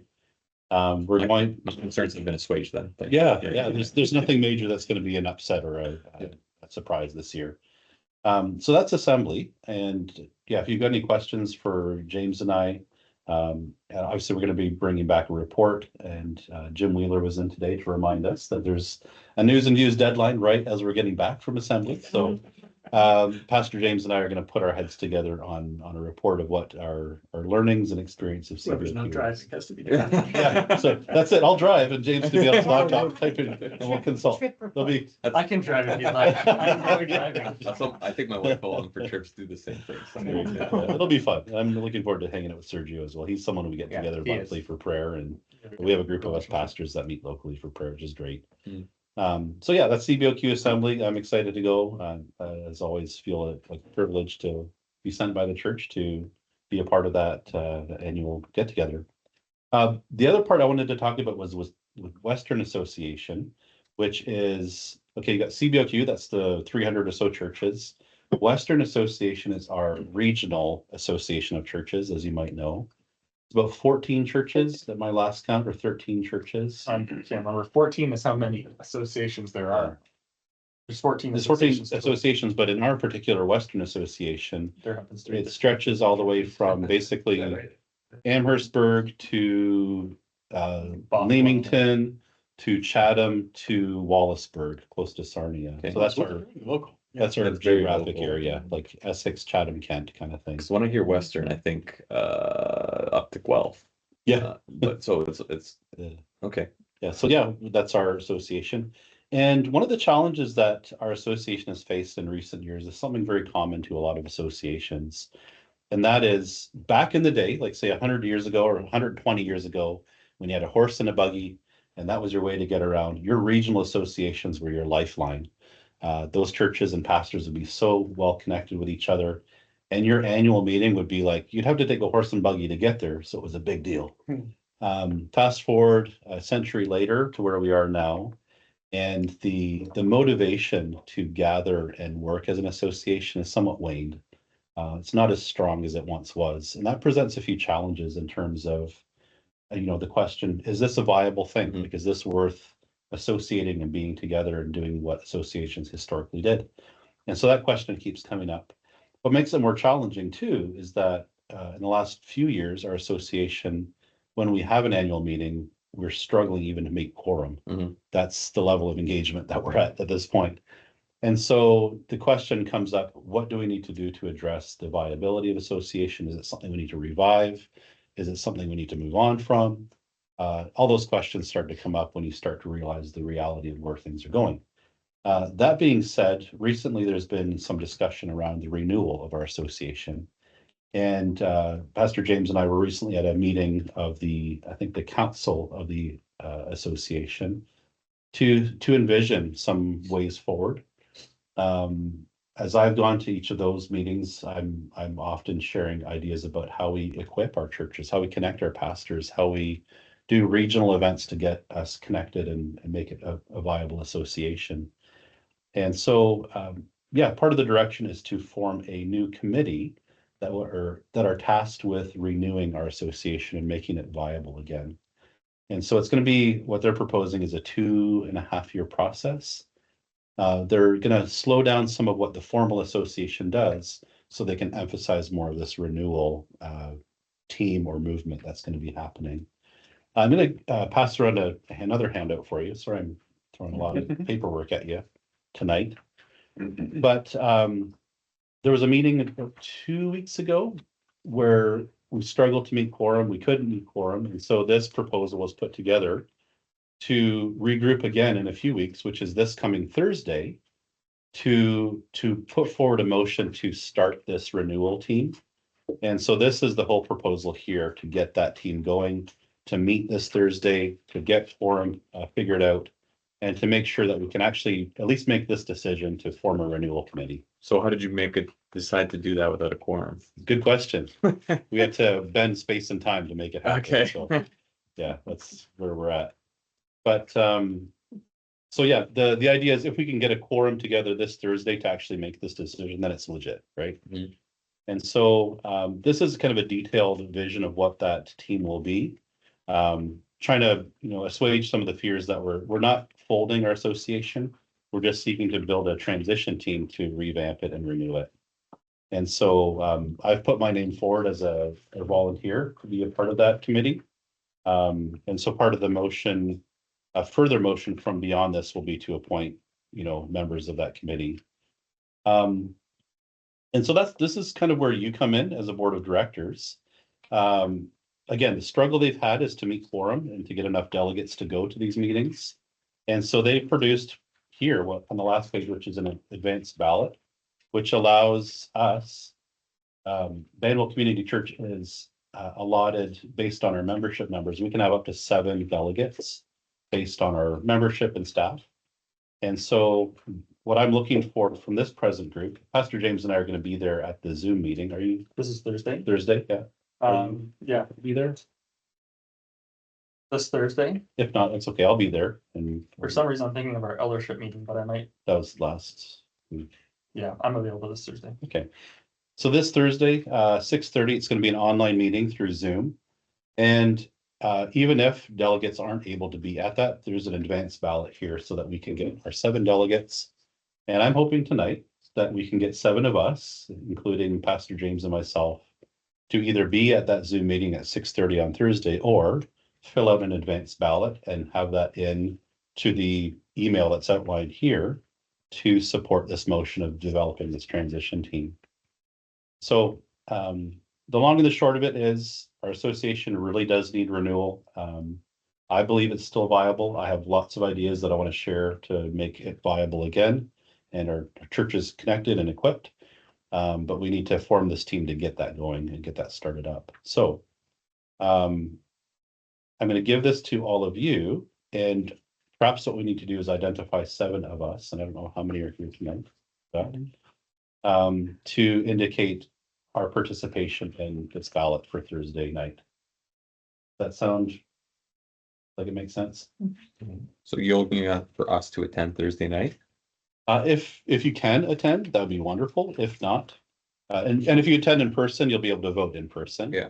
But if not, if that doesn't work for you, this is an advanced ballot that you can fill out and send along to that email below once it's scanned. So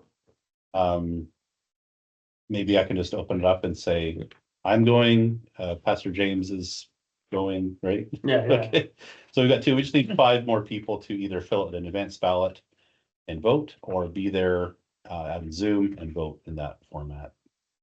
I can attend. I'm just watching both kids. Okay. I'll have to bend space and time too. Yeah. Meet the old Mike. Yeah. I'm probably in the same boat, yeah. Yeah. Or attend virtually at least, yeah. Where is it located physically? Zoom. it's a Oh, Zoom. it's a Zoom, okay, Yeah, there's no it's a physical Zoom. meeting, Yeah, I see. everyone's in their own location, so. Okay, yeah, Barb. How does, going off the board, how does that affect anything? It's just whatever's happening right now. Okay. Yeah, you're, Okay. okay. So we just need 1 more. I can do it. Or the advanced ballot, yeah. I don't Yeah, know if I'll these be in, are, but, okay, yeah. advanced ballot. Yeah. Okay, so let me just write down your names down just so I can touch base with you. Just Ross, you said, yeah. And then. Go ahead, Barb, yeah, Barb, okay, sorry. Okay, that's our 7 right there. You'll send the Zoom. So yeah, I'll send an email, whenever I get the Zoom link, I'll make sure that you all get it. It's 6:30. Oh, 6:30 Thursday. Aaron, Joel, Barb. Krista? Oh, Krista, I didn't hear Krista. Yeah, and in the meantime, feel free to read through the information I've given you here, so you can go in with your eyes open. And again, if you can't be at the Zoom meeting 6:30 Thursday, make sure you get in your advanced ballot before that time. I do have a quick question because I had to leave right at the end of that meeting to put my kids to bed. Yeah. The advanced ballot is very clear. We can fill it out and email it to their website, and all the plans are here. Is there anything, like, is he gonna just go over these 6 points? Or is there like a really important reason to be there in person to hear this? Is there new information coming? I think they just wanted to create as much opportunity for participation as possible. Discussion. Yeah, and they need to have an actual meeting Yes. to make this work. So Okay. they're offering the 2 together. I can't help but feel like I'm missing something. So one of There's- the pieces I'm wondering about is the black churches. They're not in the Western No, Association, they're right? arm buff. Correct. So same like we were talking about the geography of what this association covers, except it also doesn't cover Arma, right? Arma, Correct. Yeah. right? They're not in this. No. Right, correct. Is there any talk about how do we start uniting? Oh, yes. Yeah, there's an ongoing conversation on that. We've been having lots of meetings. This past Sunday, I was at a gathering of both associations. They had a service, Pentecost Sunday service at Grace Baptist. Heather and I attended that. And so there's an ongoing conversation Should we around. have had an announcement about that? for Probably, each of yeah, them? yeah, probably. But yeah, there's an ongoing conversation. We've had lots of meetings over it over the last at least 2 a year that I've been a part of, and James has been a part of as well. Yeah, and it's a challenging topic because there's a historical hurt that goes back 200 years between the Arma churches and the Western Association. At that time was the Long Point Baptist Association. And way back in the history of the beginnings of it, there was a racial divide between Black churches and white churches, essentially. That continued on. There's been efforts to try to amalgamate the two and build reconciliation, but the two have just kind of continued on because they have their own historic, path that they've been on. And so recently we've tried to really just build dialogue and understanding. And fortunately or unfortunately, there doesn't seem to be a lot of movement towards amalgamation. We talked about we could really be one association, but there's not much desire from the Arma churches to surrender that historic identity to amalgamate with something that. So are they like 3 and they'd be outnumbered by the 14, or what's the issue? No, they're about 10 churches as far as I know. I think it's like if they amalgamate with us, then it would be like a loss of history and identity, whereas to stay distinct, they get to keep that history distinct. That's really the issue. So it's obviously these days it's not an issue of race. Our churches are fully Multicultural. It's not an issue, at least from what I see at Vanwell. But yeah, there's still that history that's hard to and it's really a work of the Holy Spirit to transform that and build some kind of connection. And we don't know exactly what that territory looks like. But like, Yeah. So to fold it under Western Association, or would it have a new name, or is that their concern that like you're just folding? Well, some of us into have put you? forward, let's just be Armba. Yeah, I'm just saying the same thing. I don't really care what we call Amherstburg ourselves. Regular right? Missionary Like, let's just Baptist figure it out. Association. Yeah. I'm cool with that. Yeah. As long as we're all united together and we're Yeah. got the same mission, we're all Yeah. Baptists, so Yeah. what's the big deal? But yeah, there's that surrendering of history and a shared story that they have that's very deep and very meaningful for them. And we've learned about it. We've had a lot of listening sessions, a lot of listening to the stories of the past. And it is a 200-year-old hurt that we've tried to move forward on, but it's just still there. Mm. But yeah, that's one of the issues that we're talking about in terms of renewal. What does that look like to include Armba in with what we're doing and who we are? Is that possible? Or do we just maintain, a friendly coexistence with each other? And, be that way. I don't know. You've got an answer, Todd. Well, I'd like to know what their answer is. Like, is there any planet on which they could envision a joint association, or they just would never do that because they're happy with what they've got? Well, thankfully, CVOQ is the Umbrella. that we're all under. So whether you're part of Ottawa Association or Western or Armba, we're all CVOQ. That's the family. But yeah. And maybe I'll never understand the huge deal is about amalgamation, but I'm not in their shoes. So Well, if they were worried about being swallowed up, that'd be one thing. But if that's not the worry, then maybe I just don't understand what their prime concern is. yeah, I'm still trying to figure that out too. I've been to all these meetings. So I wish it wasn't so, but yeah, in terms of Western Association, that's part of the conversation. I brought it up at one of the meetings, what about amalgamation? And it seems to keep kicked along. I don't know. Is there, something, a broader goal that I'm missing here? Like I'm reading this proposed motion, the Western Association of Baptist Church to enter into a 2-year season of intentional, renewed and focused ministry with the goal of strengthening fellowship, clarifying vision and equipping our churches for the future. That doesn't seem like the kind of goals that would typically require a motion.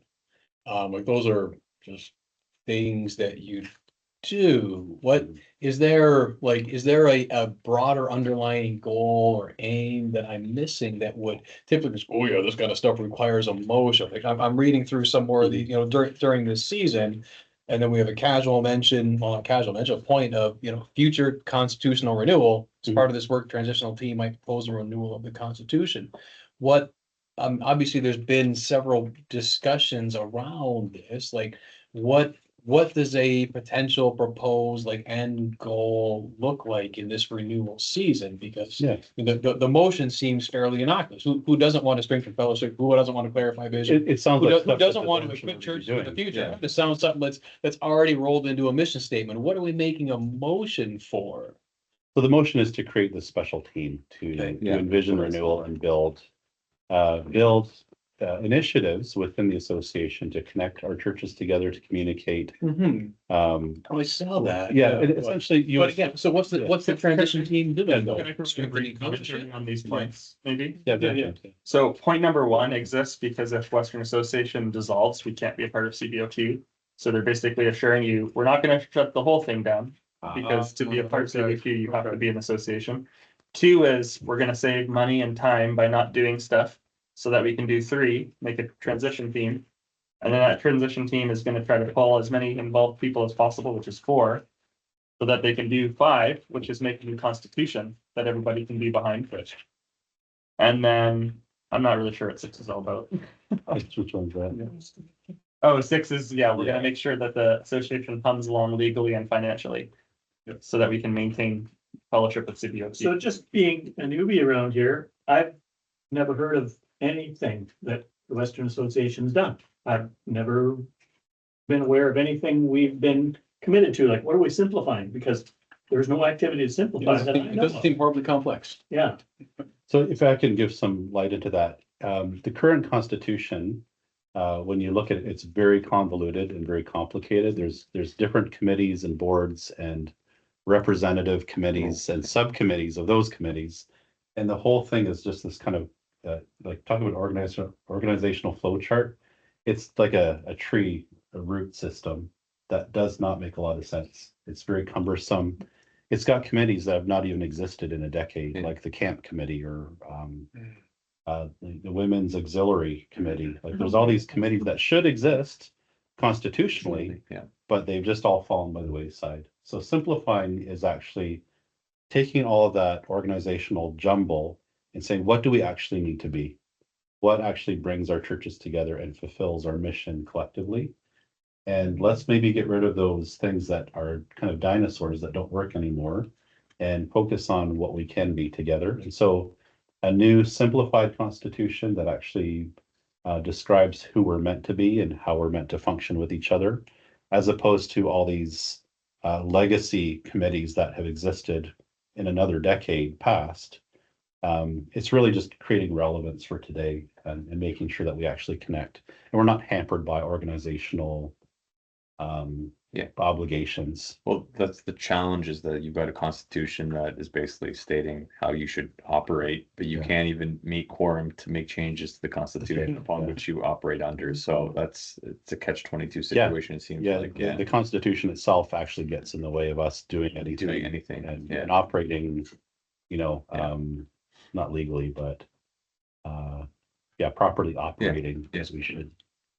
So, all of that stuff needs to be simplified and worked down to what it actually needs to be. Sid Laddie has done consultation work with Middlesex Lambton Association on this very thing.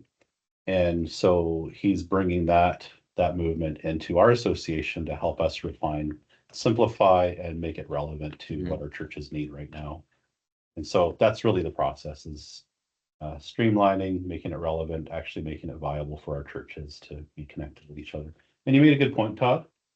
When do we hear about what Western Association is up to? They're actually pretty sleepy. They need a little bit of Yeah. Well, And the interesting thing is too, like what Banwell They're both does. biggest been updated since the nineties. Yeah, and I'll just mention this too, like whenever we have an event like men's conference or evangelism workshop, what we've done is we've actually reached out to all the association churches and ARMBA to draw them in to what we're doing here at Banwell.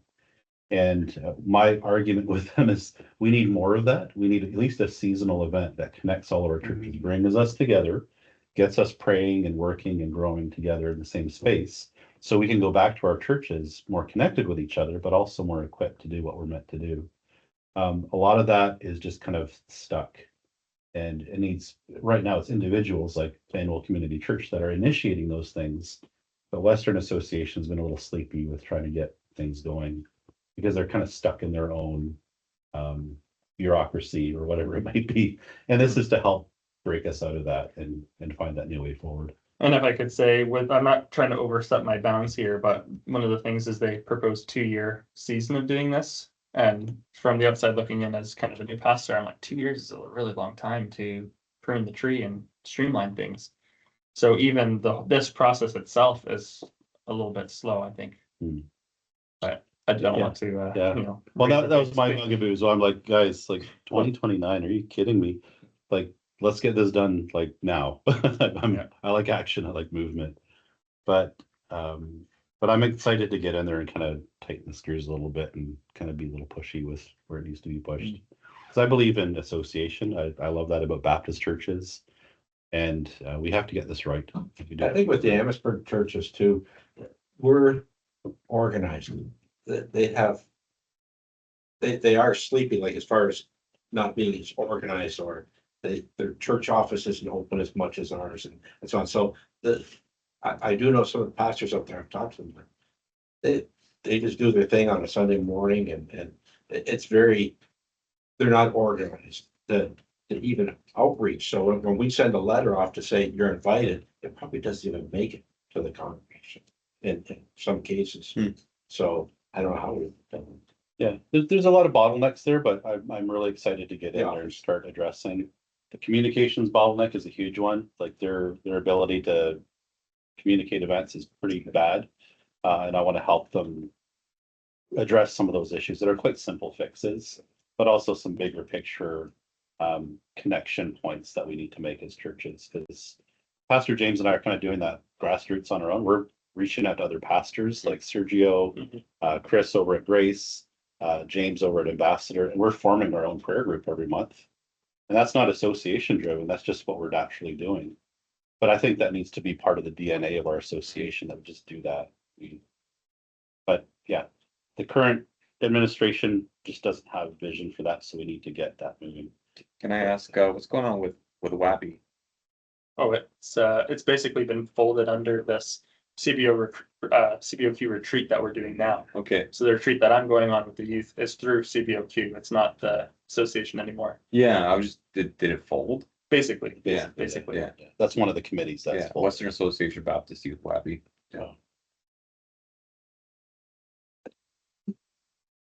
Yeah, sorry, I took a lot of time, that's- but yeah. it looks like we have our delegates here, our 7 that were allotted for Banwell Community Church. So 6:30 PM Thursday, if you're able to be there, great. If not, advanced ballot. Please send that in before, what did it say here? By 12 PM, May 28th. So that's tomorrow, is it? Can we just give it to you if we've already signed it? You could Sure. forward them on. I can scan it and send it for you if you like. Is there anybody, was there anybody in the last meeting who was opposed to this? Like anybody at the last Western Association meeting? Obviously, this came up as part of the meeting. Was there anybody at that point who was really opposed to this at the Western Association meeting? No, there's Or no. is this generally a pretty, is there consensus around this? Yeah, there was no pushback. In fact, I think we're all ready for change. We're all kind of a little tired of the status quo not going anywhere, and we want to be a part of something viable. And like I said, there are churches and pastors who are they're eager to do that, so we're just doing it on our own. And we want that to spill over in other churches. So we need to really kind of light a fire with a lot of the other Are churches. we the biggest? Who's the Yeah, head of the Western Association? and most of CBOQ. What's the CBOQ? Other than, I think there's Scarborough Chinese Baptist. And Yeah. there's a few Chinese Chinese Baptists. Baptist. They're mega. Yes. They're Yeah, big yeah, yeah. churches. But we're actually one of the, probably the largest churches in CBOQ. Wow. I don't know what, I don't look at the. Yeah. Based on last week's sermon, I Yes, can't care about the. Share, yeah. So- That's the test, you passed. Yeah, I just don't care about numbers. Yeah. But, No, yeah, we I'm are, just curious to know, like, because when you said we have 7 delegates, what is like, when we show up, does it like, Yeah. does it mean that basically whatever we want? to give you gets that- perspective, at the you last know what I meeting we mean, like- had, there were 21 delegates Yeah. altogether Yeah. there. So if we send 7. Yeah. Out of what, 14 churches? Yeah. Yeah, but most churches in our association are probably in the under 100 mark. We will probably have the biggest proportional influence on this meeting. That's what I'm asking, like proportionally, if we all show up, we'll meet quorum. Yeah, we tip the Yeah. vote. Yeah. Yeah. on the other side, yeah. Okay. Okay, thank you. Great. Thank you for hearing me out. Thank you. And more to come as we get more involved. Pastor James and I will share updates on that side of things. Is there any, like, in full-time employees of the Western Baptist Association, or is it all just volunteers from the individual churches? Yes, so there's a moderator and of the association, which is David Page. You all know Dave Page. He's the moderator of the association right now. And Brian Forabin is the moderator of the AMC, which is the Ordination Council. And you might know Brian Forabin. That's He's still not James's, being accredited at yeah, that. relative uncle, yeah. Yeah. And My son works for. the only thing that would be considered an employee is the clerk of the association. She gets an honorarium each year for her work. In keeping the finances and communications going. But that's really it. So Yeah, I guess I'm just curious. I guess maybe I'm thinking a step ahead. Like, is there any one person or 2 people, organization who's, who has a significant focus on doing these things? Or is it just a, collection of, Yeah. of, I guess, members that all have their own kind of, things they're looking after, right? Yeah. The Western Association is a second thought. Yeah, well, they certainly want to raise the profile of it and make it a bigger thing than it is now. Yeah, hopefully we can be a part of that wave of, vitality.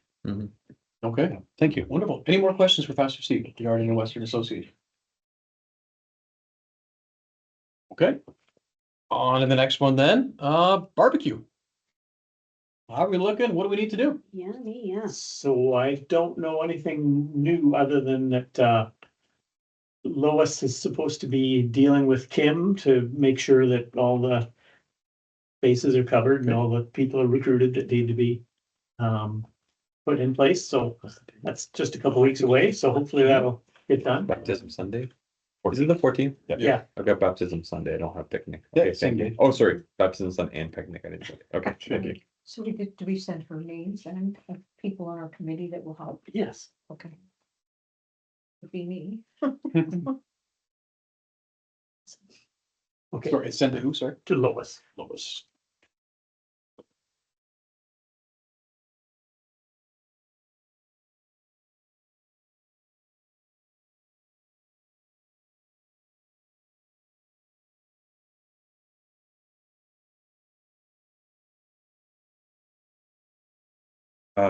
Who's taking care of what?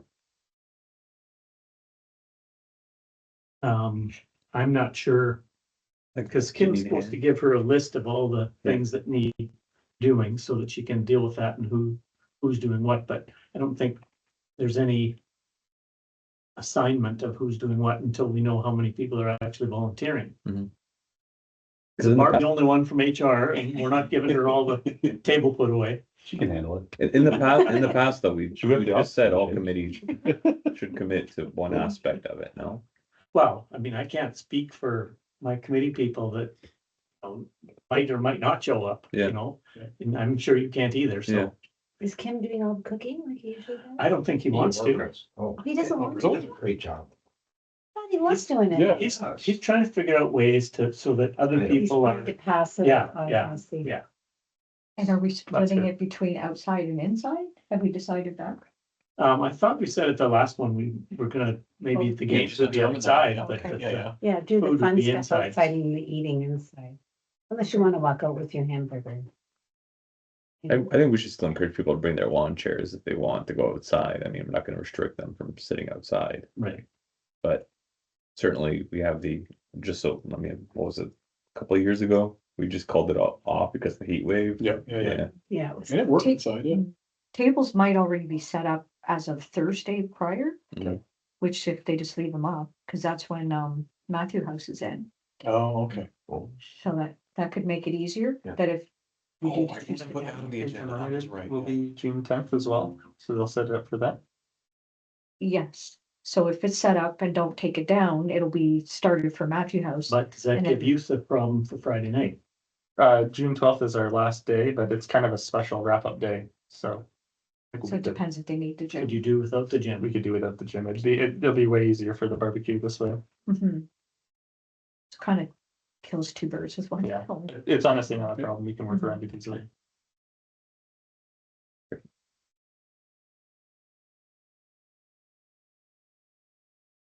So Lois has that in Yep. Matthew House to deal with? Well, she's volunteering to just be there at Matthew House. She's not Okay. organizing anything. I'm sorry, speaking of Matthew House, can I sneak in the Matthew House rental? Is there anything else that we need to do for that? Is that all determined? Do they have everything they need? Is there any? I know that was a little bit up in the air. Barbara's but- talked to them yeah. about needing insurance, so Okay. they're, Mike is off right now till the start of June, so Amazing. I will call again. Okay. They've asked to use the mezzanine, just for their annual meeting. She said there's about 20. Yeah. So I said, it shouldn't be a big issue. Did ask, they wanted to come in, noonish to set, like to decorate being tablecloths, and I said, we do have a seniors group in there. Yeah. Now, if we can move Shirley's group, which we start moving the seniors, I won't say, it's not always good, but I mean, I made that clear to them. They might be able to, we'll take them through the kitchen Okay. into the gym. But, that's all I know, is that Lois is dealing with, ensuring that we've got people in place to cover the security Okay. and such. Okay, wonderful. Mhm. I hope it works out for them. It's a fundraiser. Yeah, That's yeah, what they're for sure, doing, yeah. so. I don't know if you've seen the postings, but they were hoping people will pay $79 for supper. Okay. Wow. Per plate? Mhm. Yeah. $79. Maybe more for dinner. It's a fundraiser. Lobster. I have paid more for dinner. It's such a funny number. 79, like why not 80? 75. Deal, 79. 79, That's what I do with my proposals. 99. There was like Two can dine for $34,900. Yeah.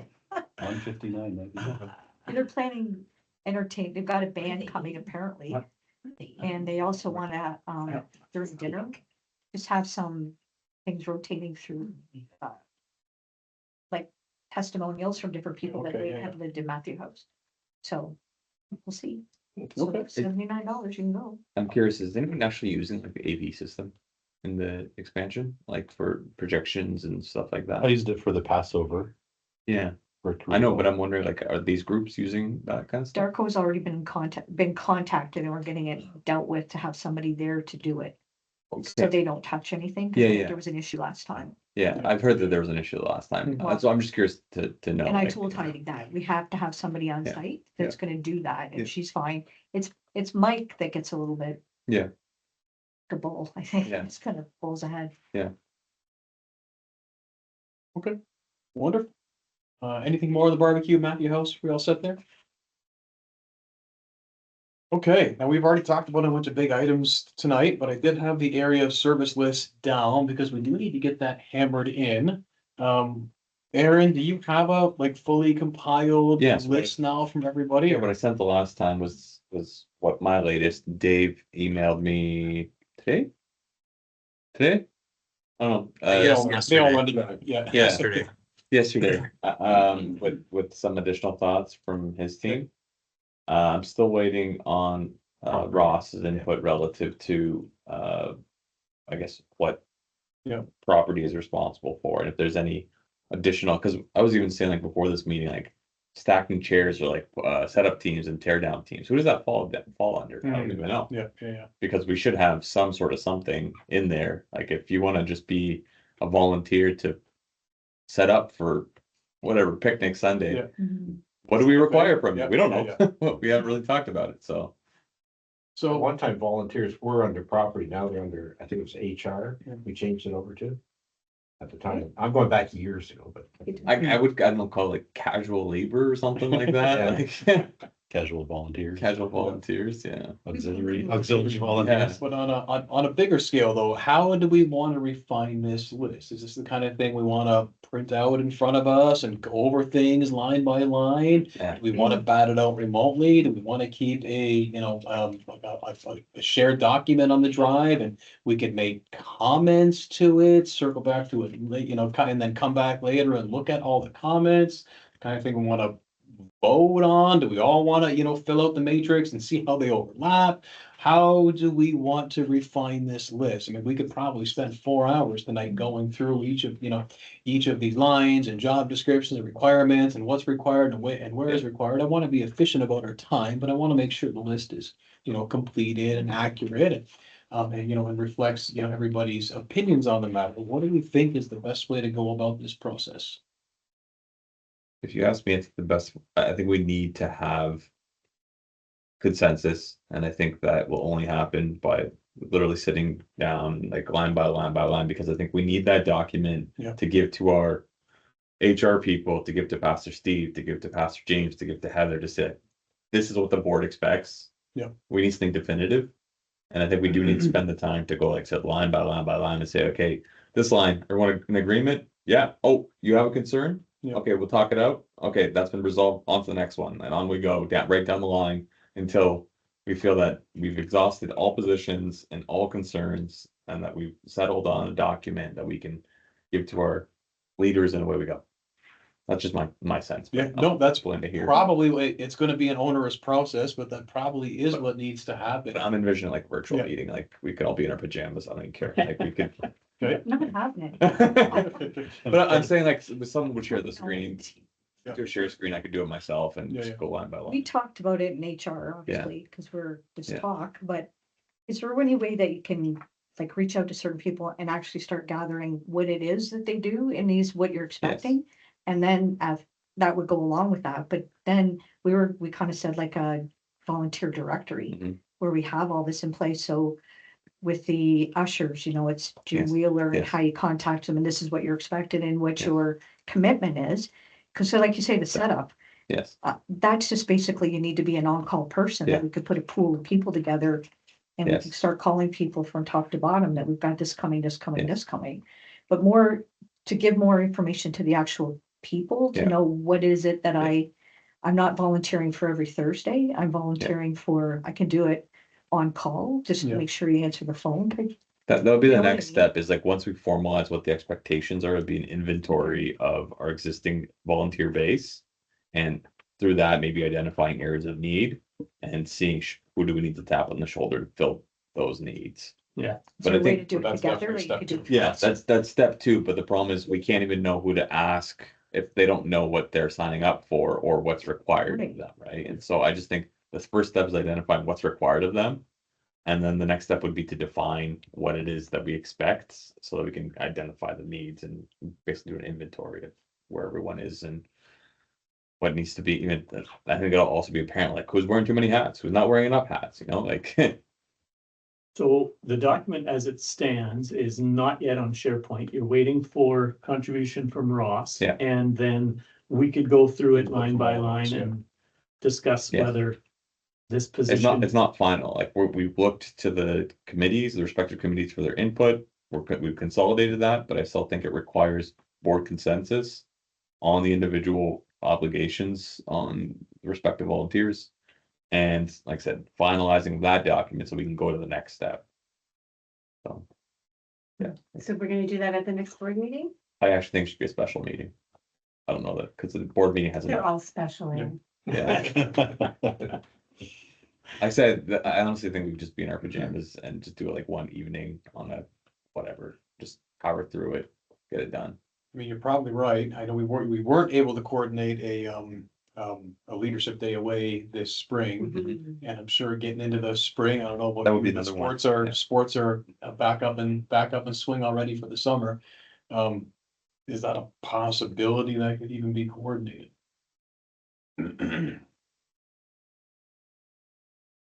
We got a date to throw out there.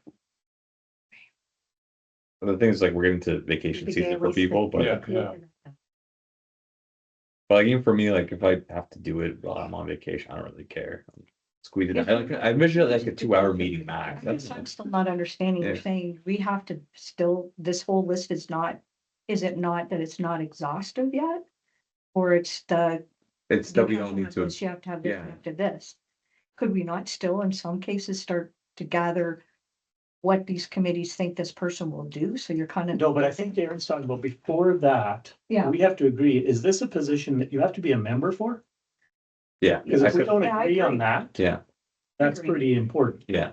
That It's, shouldn't be it's so just about establishing hard like for it, bro. whatever we do, the board needs to be in agreement, right? And so like we've asked the respective committees for it, but like if I vehemently disagree with whatever Missions and Outreach thinks about membership for, I don't know, like the outreach person or the guy that I don't know, goes down the shelter, right? Like I need to voice that. Not that that's what I'm saying is the reality, but I'm saying as an example, I think we should have open discussions so we can all come to an agreement on what the expectations are and then finalize it, consensus. And then I think we can also share it with our church. Say, hey, the board has once it's done. worked through this exhaustively and we're just sharing this for your information. These are kind of the expectations. And Okay. in the next little while, you'll be hearing from us about some of our areas of need and trying to fulfill, I guess, role descriptions for the individual volunteers and going from there. Yeah. Just seems like, I mean, we're going into summer and we're hoping Yeah. to do this by September. Yeah. Everybody's got needs. Yeah. And it just seems to be an ongoing thing that we're not getting. But we tend to have less business in the summer anyways, because that's my general experience is that we kind of pare I mean, down. everybody's got Yeah. their vacations. They're not Yes. all gonna be in, Yes. they need to have their vacations as Yep. well. Well, I think you're right, Aaron. 2 hours in my mind would be a good amount of time Yes. if we come prepared. Yes. So if we've all taken time to look through this and say, okay, these ones don't really bother me, but there are certain ones that I feel really passionate about. I Yeah. want to make some notes and then Yeah. come to that meeting prepared. Yeah. Rather than, us showing up to be like, Yeah. okay, what does everyone think? And it's just all at the top of our heads. Yeah. It's helpful if we come with some, primed to understand what these each are, especially, what we've done here is we've looked to each of the committees to give their recommendations, Yeah. what they see are the criterion here. And now it's the board's responsibility to affirm that or make those changes. Mhm. So I think, if we come prepared to a meeting like that, then I think it'll go a lot smoother. It Mhm. shouldn't take. Joel, in terms of the June board meeting, is there something on the agenda that night that you can already foresee that would preclude making this the focus of that meeting? I don't think so, but I mean, the meetings, things always come up, but no, I have no this is the only big item I have outstanding on our list that we need to trek through. That'll be the 23rd of June. What do we think 23rd? about foregoing committee updates in June and devote that time to this? Something like that. Quick question. Yeah. Is the June meeting often when we bring new nominees in for overlap? Typically a joint meeting. Yeah. You invite the. That might complicate things if we're throwing That would this complicate in with an things, yeah. overlap meeting, Yeah. unless we want to do that at a different point. Why don't we push that to July? I don't know why we need to push that in. Like, Are we meeting in July and August? Well, actually, who are we talking about? Gary? And And- Aaron's sliding over to And Ed. finance. Yeah. It's really And- not, it's not like we It's have not a big, it's not, and Gary is fairly familiar with the way things go here. Yeah. So it's not like we have double the people that day, yeah, that's true. Good point. and it would be nice to get both ingoing and outgoing committees Inputs. and inputs on the Exactly, list. All right, let's do it. Yeah. Are we just the 23rd or the 30th? That's my question. It's last, typically last, Should be fourth. Last time we said we do the fourth, not the last. that's what I'm asking. Is this something we want at the Walker Building? No. No. Okay. Just checking. Not be 25th. Oh, 23rd. 23rd. No more monkey wrenches that we took. Okay, let's say this. If we do the 23rd, is there anyone that can't make it? I'll be on vacation, but I'm ex officio, so that's okay. You guys are officio. We would, Are you on we would vacation on the appreciate, 30th? Yes, yeah. we would appreciate your input regardless. I was essentially, like, when you and I first sat Yeah. down to work on it, Yeah. like, I kind of gave input at that point, Okay, but, June. Yes. okay, so you're okay. yeah, I don't need to. Okay. Either, yeah. So both 23rd and the 30th, you'd be gone though. That's correct. yeah. Okay, so then it's inconsequential which day. Either way. Okay, anyone else? Their regular board meeting anyway. Right.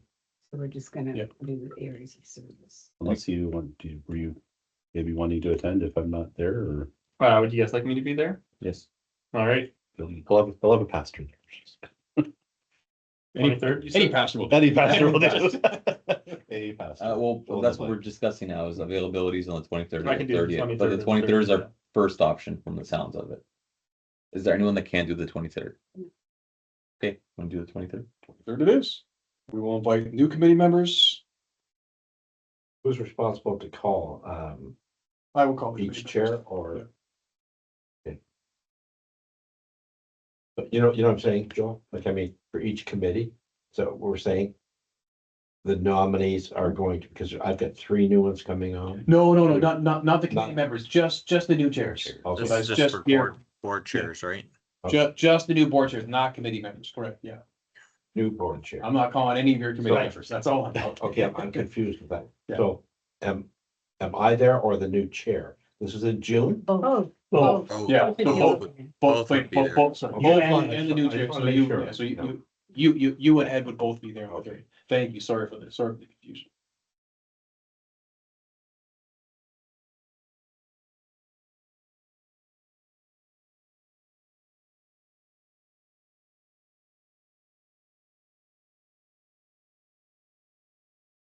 Okay.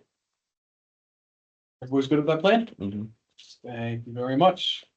So maybe, so like I said, I will have other, I'm sure other meeting stuff will come up that we'll have to address. So we'll put up the agenda as need be.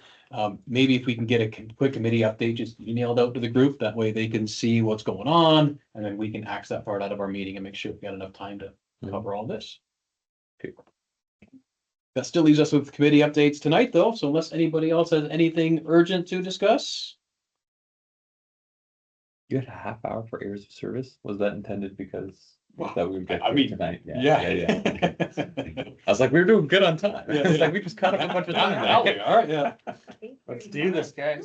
Pastor Steve, you were last month, so you're up first this month. Can I give this to you, Joel? This is that contract for the. Oh, sure, yes, So perfect, if you yeah. wanna look at that and Do that. fill the back. Is this in, this is in the package you sent up? Yes, there, there's so a I have this PDF. You got a copy? PDF of that as well, but that's the I'll paper just, copy we I'll need to just sign submit. that. Quick update. I'll keep mine real quick here. I just want to give an update on next steps. We just finished up our recent set of classes on next steps and had a really good turnout, really good engagement. And out of that, Pastor James and I sat down to take a look at the baptisms that are coming out of that for the 14th, and also new member interviews that I'll be sending Aaron's way and possibly Gary's way at some point. And so we have possibly 8 baptisms and 13 new possible members for interviewing out of that time there. So it was a really great interaction. I'm right now kind of following up with each of those people who have been a part of it. If it's a couple, I sit down with a couple, individual, sit down with an individual. And it's been really encouraging. And what I love about this part of my work is seeing the different types of people, different life stories that have brought people here to us. And just getting to work with people that are of various backgrounds, whether they might be, mainline background or no faith background whatsoever, but they've come to find faith in Christ and they want to take those next steps of faith.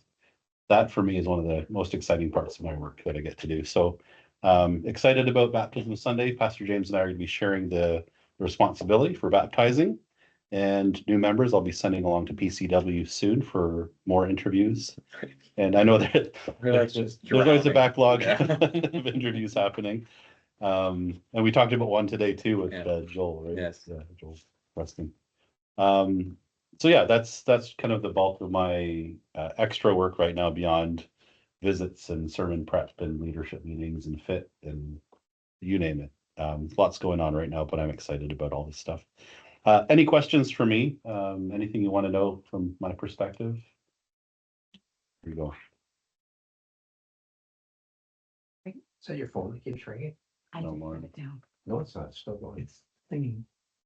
I said, Sounds like comedy. no, it's not. Oh, you know why? Because I shut the alarm down. The and it alarm. I guess it keeps playing until you. Not a go very to good the alarm. next- Wouldn't wake me up. All right, thank you. Yeah, that's it for me. Any questions for Pastor Pastor James? Steve?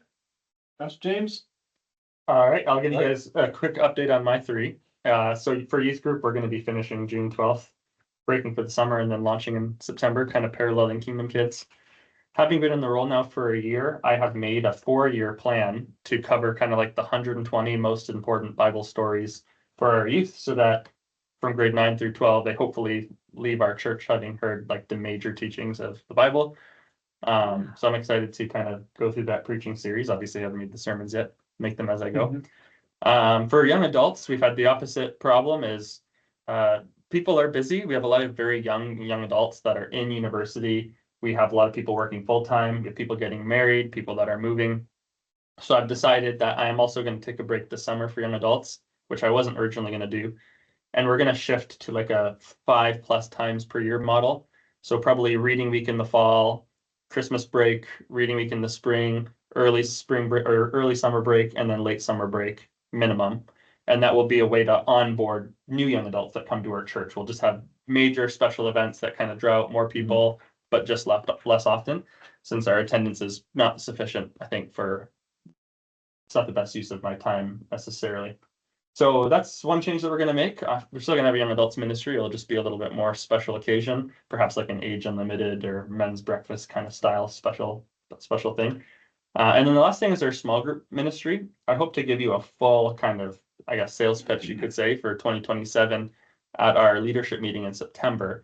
But I do have plans to expand the ministry to meet more needs of people in the church, from just whether they're not even members of our church and they want to be a part of some kind of small group, or if they've been longtime members and they're like, I just want to go deeper in my faith. We'll have kind of different scales, you could say, for people at different walks in their life. So that's my quick summary. Good. And do you guys have any questions? Would you like to pick at some of those threads I've laid out for you?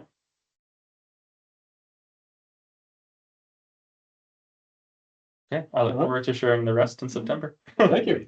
Have a good weekend with the kids. Yes, pray for my sleep. But you're used to You- doing you- sleep. Oh, yeah, that's You're true. not gonna get any less, that's for sure. Where are you going? The retreat. We're going on a retreat from the 29th to the 31st. Youth retreat. No sleep for you. Nope. Aaron? Yeah, so as far as our committee goes, we'll always touch on the same basic items with care team. Like I said, Paul Marcotte, I think did I brief the group?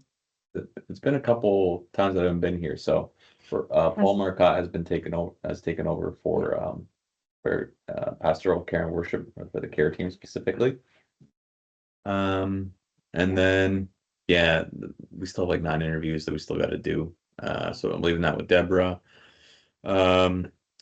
We had a segment on like providing an outline for worship openers, just so we have kind of consistency across who the different worship openers are and some general best practices. You still owe me that? The document?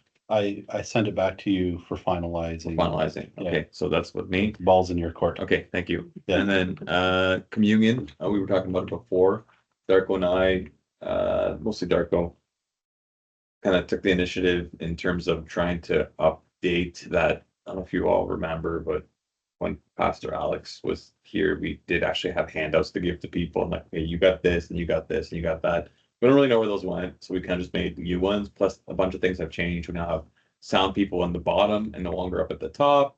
We typically just be piano accompaniment for communion now. Sometimes it's other instrumentalists. So a game plan for that. We used to do the classrooms. We no longer do the classrooms. So there's a change in that, and also in terms of just the numbers now, we're having more people. And so to facilitate all that and make sure we don't run out and that it's organized, we just want to put together a game plan. So we have done that. I have emailed that over to Barb is, has printed it? Not yet. Not yet, but you will print it and Dirk will help you laminate it. So we will keep those in the office. And I have asked Patty Miraz so she currently, I don't believe I've updated you, but she has kind of taken over for Deborah in that regard. Do you guys know that? Community. For parent communion, but we have also asked her and she has agreed to be what we're calling the team leader for communion. And that person, so before, as I was explaining, before we would have like an extra tray, like on Christmas or Easter, up at the front, that doesn't really do anyone any good. In the sense that, Exactly. yeah, so Yeah. it's gonna be at the back Yeah. and but every Sunday she's gonna be at the back with an extra tray and just monitoring things.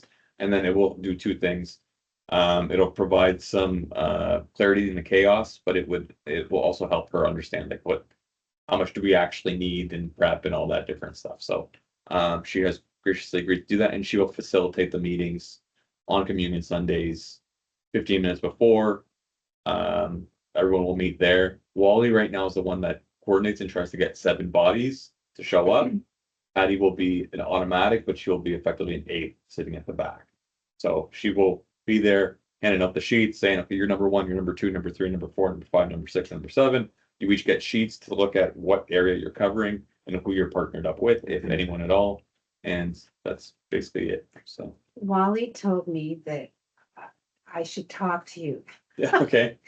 Because I said to her, sometimes it's like, help me, Yes. we need somebody Yes. else for communion. And I said, there should be more people doing communion. Yeah. We should have like little training sessions. So whenever you go, those are your pews. So it never changes. So there's no, So we like, talked about maybe just doing teams, but this is why the handouts are helpful because you can just jump in and be like, okay, I got number 1. Okay, number 1 does this side here and then the back there. that's a Okay, I great can do idea. that. Yeah.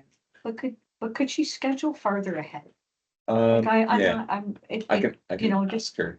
I think she's also looking to get swapped out, which is another, I guess, this is gonna be my problem to figure out. It's gonna be. I something wonder, To be honest.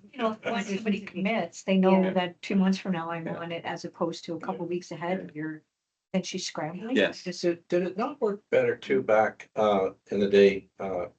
Alex had it sorted out that at our board meeting, okay, property committee, you're in charge of communion. And so that chair would make sure that, Mhm. and if we had to borrow from somebody else, you would borrow. And then he would always say, servers are property committee helping us serve today. It just kind of takes that onus away to get more participation for one thing from committee members. But it also designates that's that committee responsible each month. So before we leave the meeting, you say that group, prep for next meeting. Our issue is that even as is, we still have like, because I put out a general call to people and said, hey, just to let you know, like, you're gonna be asked to serve unless you tell me you don't want to serve. And very few people even responded to that. Yeah. And so, I mean, it is good to have some stable people that you can rely on. Not like a community committee, but kind of in the sense that you can call them up and know they'll be available. But it's always the same one. Yeah. I mean, I have to literally say no because Yes. I've done it for 3 Sundays. Yeah. Or, Yeah.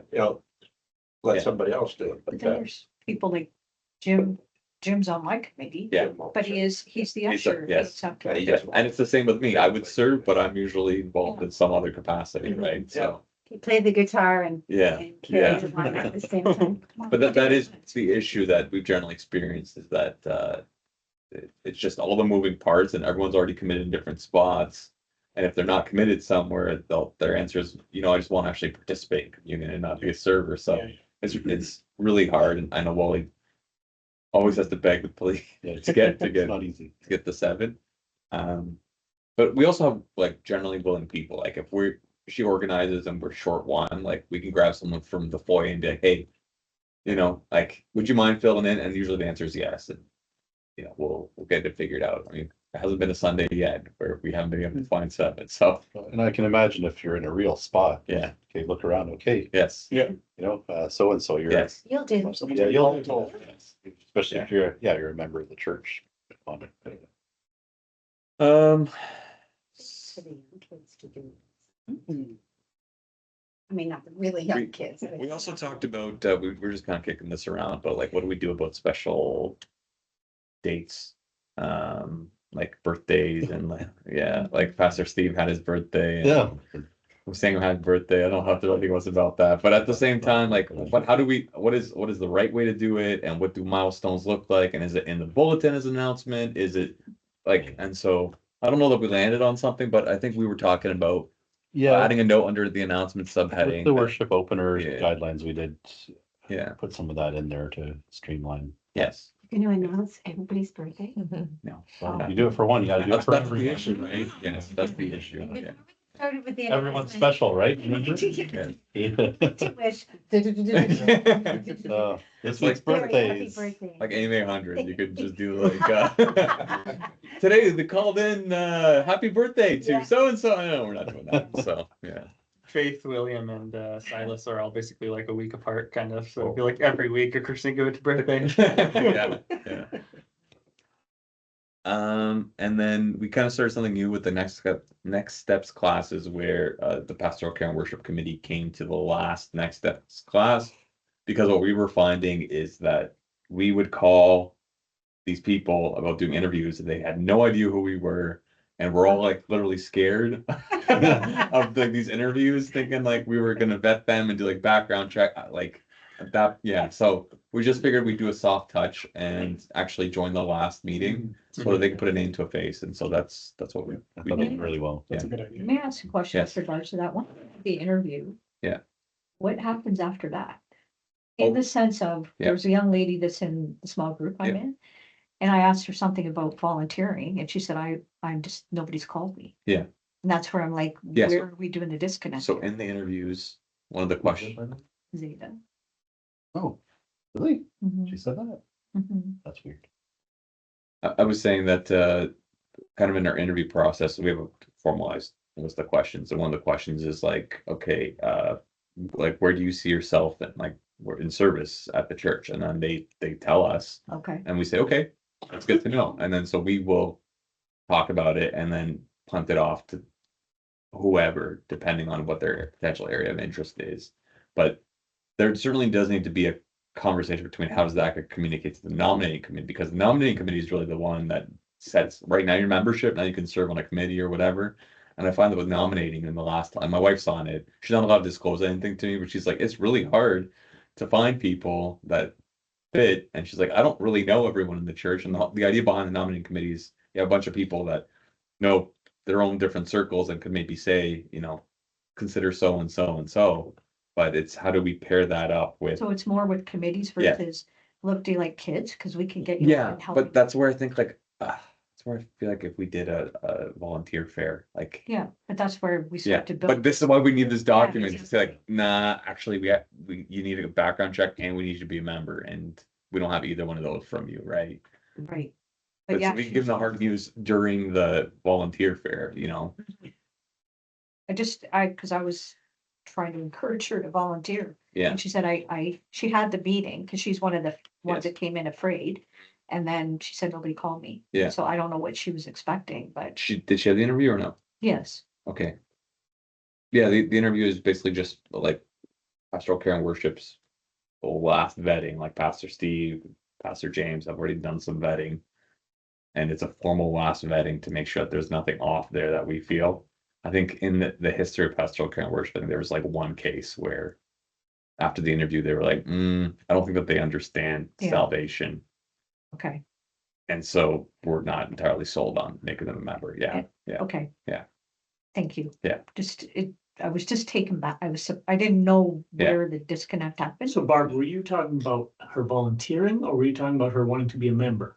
Volunteering. Volunteering, yeah. Because like I Cause I said, made a comment, Yeah. and I'm not gonna share everything, but I made a comment about, if you're not working at this point, have you thought of volunteering? And she goes, yeah, and I'd like to volunteer at the church. But I haven't gotten a call. And I'm like, what call are you expecting, hey, this is the church calling. Yeah, but she We goes, have so many things. We have so many things we'd like to do. Was We're that looking in for the last few volunteers. days or weeks or a couple weeks ago. couple weeks ago? Okay, because there might be more to it, but No, I know, People probably I think know. that too. yeah, That was why I was asking her about volunteering, just to get active. But there No, was we'll some leave it talk about her giving help in the, like, media, like she's a graphic designer or something, right? No. No? No. What's her training? I don't know. I didn't get into that. Yeah, that's a separate Just a issue. question. yeah. No, but I thought she had We can't get into appointing individuals at each board meeting. No, I that's thought she what- had volunteered for something specific and was expecting a call from somebody specific. No, I'm sorry. I was just trying to clarify for myself. Yeah. To understand better. Yeah, like I said, I do think that the volunteer fair is a good idea in the sense that it pairs the people that think that they should get an invite with the people that, expect Well- something formal, so, Like we talk about. Yeah. Set up people. They Yeah. don't, can you just come, Yeah. we need strong people. Yeah. Giving them ideas of things that they may not have Yeah. even thought about. but it is also like, we need to identify our areas of need so that we can, then when we have the volunteer fair, we'll be like, hey, we already have like 20 people on the worship team. I Yeah. think we're okay, Yeah. but right. why don't you consider going down to so-and-so, Yeah. where there's a real need. Yeah. And considering volunteering Well, it there. gets past the whole, I just asked so-and-so, but you always ask so-and-so. Yes, Let's ask some new so-and-so, Yes. Yeah. Yeah. that kind of thing. So I'm sorry, we Yeah. deviated, but I just wanted Yeah. to clarify. So, For so my- two things are gonna help with that, the areas of service plus our master list. Yep.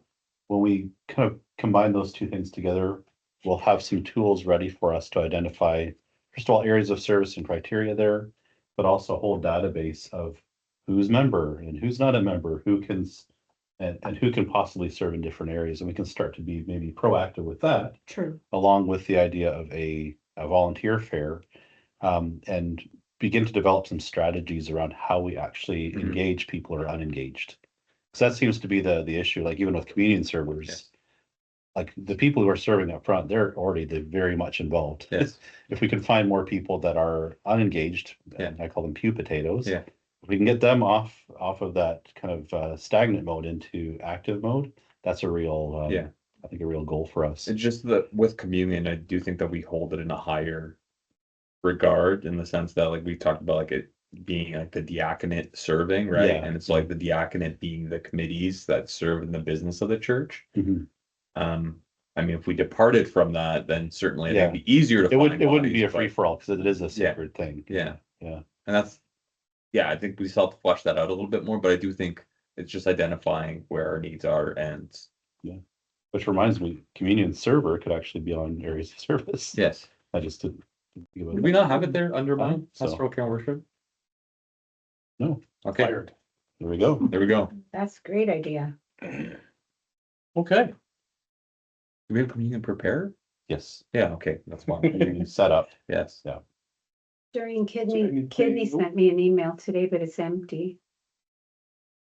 Is there anything else we need to go Yeah. through for pastoral care and worship? The title was. Basically all I got for you. But it was an empty. Anybody have any more questions for Aaron?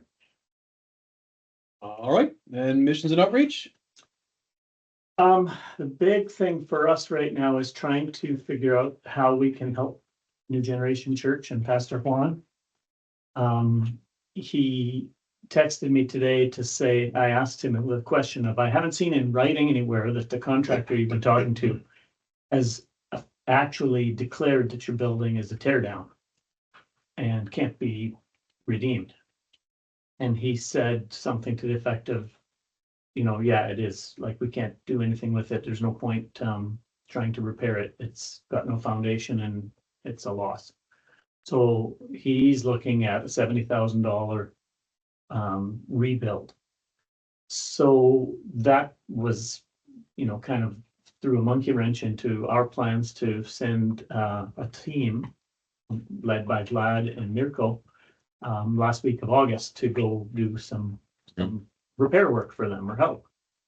So there's a conference call on Monday night at 6:00 with Pastor Juan and Mark Sturkin and Vlad and Mirko and Mario and Miriam. And they're going to hopefully talk some things out and find out what actually the contractor has given them a quote. I don't know if they can build it where the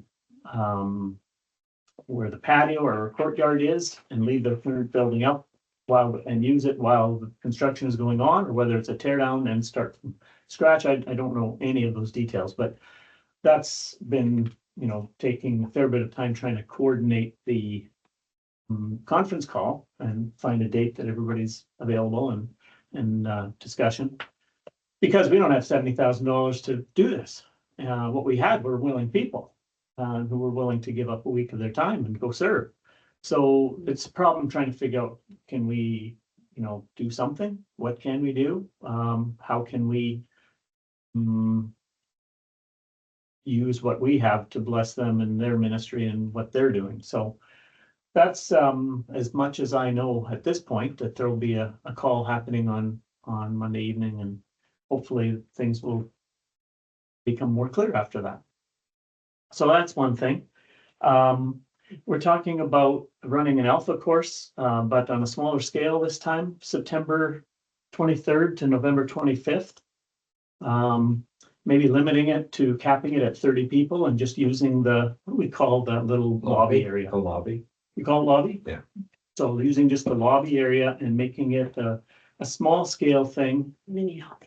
Yeah, a mini alpha, in order to avoid competing with the small group focus and through the Bible focus we've got this year, and not wanting to suck people away and call for an army of volunteers to pull this off. So that's tentative, just so that you have that in the back of your mind as a possibility. There's now a second group ministering at Heron Terrace. So the group that the Holmeses, Tom and Susan lead, goes in on, I think it's the third Thursday of the month to Heron Terrace. Now Lois Smith leads a group on alternate months, and Ann Quenville leads a group on the opposite months, and they go in the fourth Saturday of the month, and they do a ministry at Heron Terrace. So it's been a bit coming together, because they actually requested this almost a year ago now, that we would come and do more for them. And so it's finally up and running. So that's about all, because we talked about the church family barbecue and we talked about Matthew House fundraiser. So I think that's the vision outreach. Okay, wonderful. Krista? Oh, sorry, any more questions for Todd? What's the date of the Matthew House fundraiser? June 11.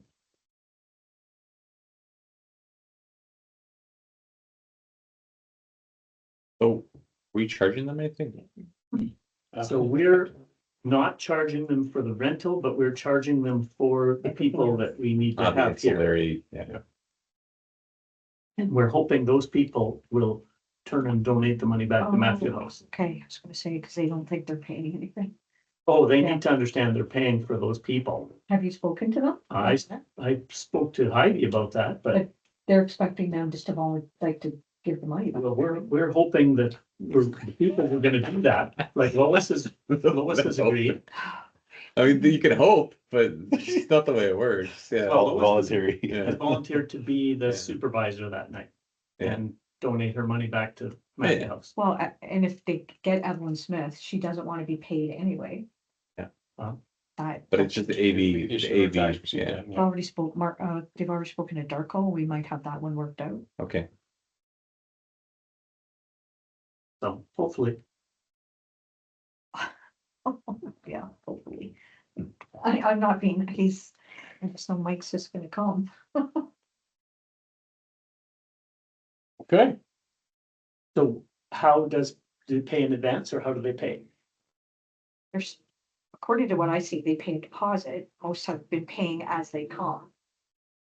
So So do you want to just make the deposit, the amount for those people, so that we could, we have that in Yeah, at we hand could. early? perfect, good idea, yeah. yeah, we can work it out. Really, it's All right. not up to me, but Yeah. we can work it out together. All right, Krista, this time for sure. Let's see. All right, this Saturday we had the Plan to Protect seminar, and I think it was pretty well attended. James led it. He did a great job explaining some of the procedures and working through some scenarios. How many attended? It was really well attended. Not bad. I mean, I can 30. say, I can list off some that were missing, something. so like, Some I'd of say at least 10 people were not 10 were there. not there? Yeah, so we'll have to have another one. Oh, we might Um, have to have another one. I think so, Okay. yeah, in the future, but yeah, it went well. Yeah, you were there. for What do it, you mean by so. future, like later this year or like next? I know we'll have to decide that. I'm not putting a date out right now. No, I'm just You saying, did such a like, good job, you get to do it. Yeah. Just do it again. yeah. No, I'm just thinking. And then there was a small group lunch. I wasn't there. James, do you want to talk about how that went? Small group Sunday? lunch was really well. I tried to keep it very like fellowship oriented. It wasn't supposed to be overly programmed, so it was just, hey, let's be thankful for what God's doing in the church, pray and eat. I got give a little bit of commentary for directions, but there was no like teaching or anything like that. It was just to be together. And for that purpose, I think it went very well. Awesome. Let's see. I think VBS is coming along. There was the promotion on Sunday, which was a cool video. And I think we have like the main teaching roles filled, so it's just recruiting the helpers. That would be another one though, like if we knew what the needs were Or for VBS, like you're saying, like sounds like we have teachers, but we need helpers with whatever X, Y, and Z. I'm wondering if we could make that clear to the congregation to say, well, because we did kind Great of, announcement. yeah, yeah. But Heather Yeah. kind of did her shtick of like, hey, you know, your gifting might not be with kids, but like we could certainly use someone for setup and tear down. Snack preparation or decorating. Yeah. Yeah, there could be that too. Just like a listing Yeah. of what the Yeah. needed roles are and maybe how many people, Yeah. based on, well, how many people needs based on how many register. Yes. So Yes. the two have to work together. I almost envision like maybe another, as we get closer to the date, we have a better sense of the numbers. If Heather can't go back and say, hey, come see me after the service. You know, you already heard my shtick, but maybe come back to me after the service. I have needs in whatever, 3 people for this, 3 people for this, 3 people for this. Yeah. I would love it if, you know, you would come and see me. Something to that effect. So that Yeah. you just get it out there and let them know that there is a need still. Sometimes if you don't voice the need, people just assume it's been filled.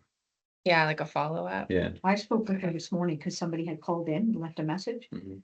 Her biggest need is what she said to me is people to just take the kids. Like, Yeah. Mhm. here's my 5 First, piece. Yeah. And I'm Shepherd them. there, Yeah. yeah. So it's not as much with the teacher part or if they're good with kids, but that is the kid part, the Mhm. children part of it. Yeah. And her hope is to keep it smaller groups, to keep it not as stressful to the person looking after them to have like Yeah. 80 kids. So that's her biggest need is what she told me. Okay. Good to know. Yeah, It's like- because there's the interns to help with the decorations and setup too, so that's probably why. That's about it though. Okay. Yeah. Thank you very much. Mm. Any questions for Krista? All Any right. follow up on the interns? How's that going? Yeah, so, oh yeah, go ahead, James. You're the Yeah, one. so we have 2 hired so far. Oh, Melina okay. Clausen is gonna come back and a Nice. student of mine, Nathan Wagner from Maranatha, has agreed to work with us as well. He's a Great. very, very capable young man, so I'm very excited to have him joining us. We have an interview on June 2nd for another person who has pretty outstanding resume, so we're thinking we're probably gonna pick them, but we want to see how the actual interview goes, of course. So yeah, we're pretty much wrapping things up. Cool, great. When did I start? June 30th. Until September, right? Yeah, it's 8 weeks. Oh, well, it's actually, I think before September will Yeah. end, but it's 8 weeks. So basically July and August. All right, Dave? Yeah, so a couple of the topics for our finance committee. We had some discussion about the bookkeeper expectations in-house or keep looking at in-house or the current setup, but we thought the first step was because we've had some delays in getting the financials and there's been some errors.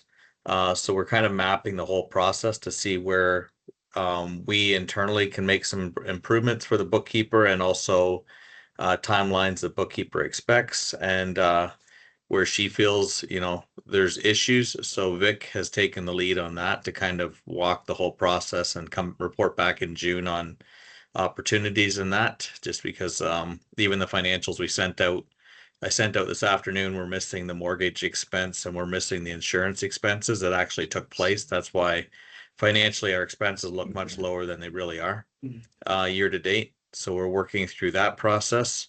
We had some discussion about putting out a flyer, creating a flyer because there's a lot of new people at Banwell and just understanding how they can give, reasons that they should be giving, but not just methods to give. I know we do announce that on the Sunday mornings on the projector, but a little bit more on when we need information from people, their updates and things like that. So there's a packet of information that Danielle was putting together for a flyer. Knowing that we're not multimedia people, we're numbers people. I don't know if there's somebody with assistance that could help maybe create something that's a little flashy, or we can make our attempt at it, but just something to talk about. Put that out there. So we had some discussion on that also. And then I did send out just the for this week or this month Sunday's business meeting. Just wanted to highlight just some of the financials. As you can see, year to date, actually as of today, we are about 50,000 off our givings and revenue year to date versus where we would be budgeted on average. So just a little bit behind right now. And then expenses are starting to slow down. There was some big expenses at the beginning of the year. So that's helping a little bit, but more just to be conscious for everybody to know where we stand. So right now we are, in a deficit position versus our budget year to date. We're still very healthy with our savings, as I communicated also, but just to be conscious of that. That's all. All right. I think that's all I've got right now. So Dave, compare to budget revenue doesn't seem to me nearly as relevant as comparing to actual expenses, actual revenues versus actual expenses. Yeah. Because we sometimes, budget high because we're hoping people will give, but if we're not spending as much as we budgeted anyway, then that's really the relevant comparison. So would you say we're also behind in that regard? No, our year-to-date expenses as of the end of April were $217,000, and that does not include some what I did with the insurance is our insurance is always paid up front. It's $15,000.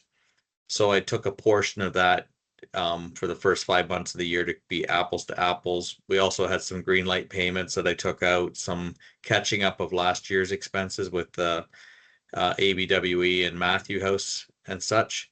So those were removed. So expenses that really just fall into this year, we've spent about $217,000. And that was so that's basically in line with what our budget expenses are for this year. Which normally, you're right, normally our expenses are come in much lower than the budget, but this year they're pretty much, as of right now, on line with our budgeted expenses. So if we're spending to the budget, but the revenue is behind by about $50,000, and that's why we had to dip into our contingency by $20,000 at the beginning of the year and move that over to the checking account for cash flow, because the checking account had dropped down to something that I didn't feel was very comfortable. But since from April to May, if I looked at today's expenses, the givings are in line for May of where they should be for the budget. We just don't have that financial result. All I did was pull the bank statement and looked at the expenses or revenue year to date. And how are things typically in the summer for us? Are they typically a low expense, high revenue, or are they typically a high expense, low revenue? Usually the expenses do tailor off a little bit in the summer and that. So that's what we've seen in the past, less activity and such. And same thing with even though the givings I used a weighted average, givings work out to about $53,000 a month, I think is what we budgeted. But typically the latter part of the year, November, December, are a little bit stronger with givings and that also. Summer slows down. Yeah, summer definitely. Yeah. Yeah. Yeah. We're giving too. Yeah. So we may want to do another announcement during the service also, to talk about it with an update, or I can just discuss it during the membership meeting on Sunday. But we also at the same time want to do the flyer because with some, the definitely attendance is growing quite a bit, and maybe the newer people aren't aware of some of the methods of giving and that. So we want to kind of promote that a little bit. Can we get Dave at the front on Sunday? Like I won't be here, but can we get Dave if he's going to be here anyways for the thing after for the business meeting? Can we get him up front during the announcements to just say, hey, you can expect to see a flyer sometime soon.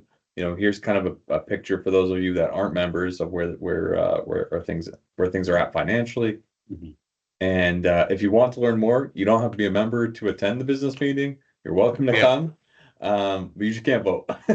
Yeah. Something to that effect. I don't know, like to let people know, like again, it comes back to what I was saying earlier. If people don't know or you're not communicating it to them, they just assume everything's fine, right? Yeah. Yep. So we just need to let them know that, hey, you know what, we're a little behind. We'd appreciate your additional input.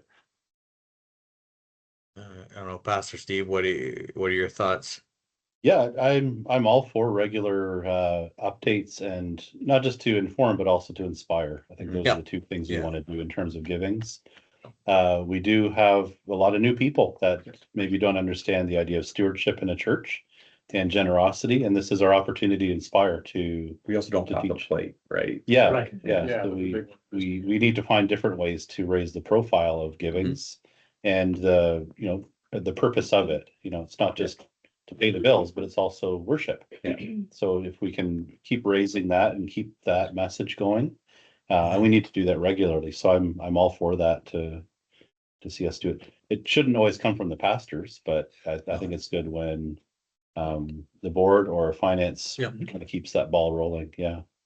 Yeah. I don't I'm happy mind. to I do don't my mind part to speaking. help with that. Yeah, I don't mind getting up and speaking, obviously, but is there room in the service this Sunday, or do you want to do it in a Yeah, couple there weeks should or be. something Yeah, like I that? don't think we have any extra things that are I'll happening. call you up, Dave. Yeah, Cheryl's Yeah, on just for her, I'll she'll maybe do it. just put together a one slide to put Yeah. up or something like that. Yeah, and like stories always help too, like people realizing the impact of giving. And so again, yeah, there's information and also inspiration. So if we can find a way to do both and do it in a clear and memorable way, that's always a really positive thing to do. Sure. Okay. Yeah. I'll try. Now- Are people already going to see this week that work has begun in the sanctuary? And Yes. if so, Yeah. is it a good time to make a story out of James's Yeah, legacy? legacy. That's Yeah. that's the word that I was going to use. Like I think Wow. Yeah. Yeah. We also did have the question of did he want the recognition for that though, out of his financial legacy? Did we answer that question? Because I think we determined that we didn't want to do a public. yeah, the family wanted it to be more of we like could a, just keep it generic. You could say that yeah. There is a person. there's a Yeah. person. And if people get connected With- dots, if they don't know where they. A lot of design experience. Yeah. We'll call him Jay McKing. No, No. James M. Yeah. So yeah, I think that would be fitting to talk about, the ministry that we're Yeah. seeing.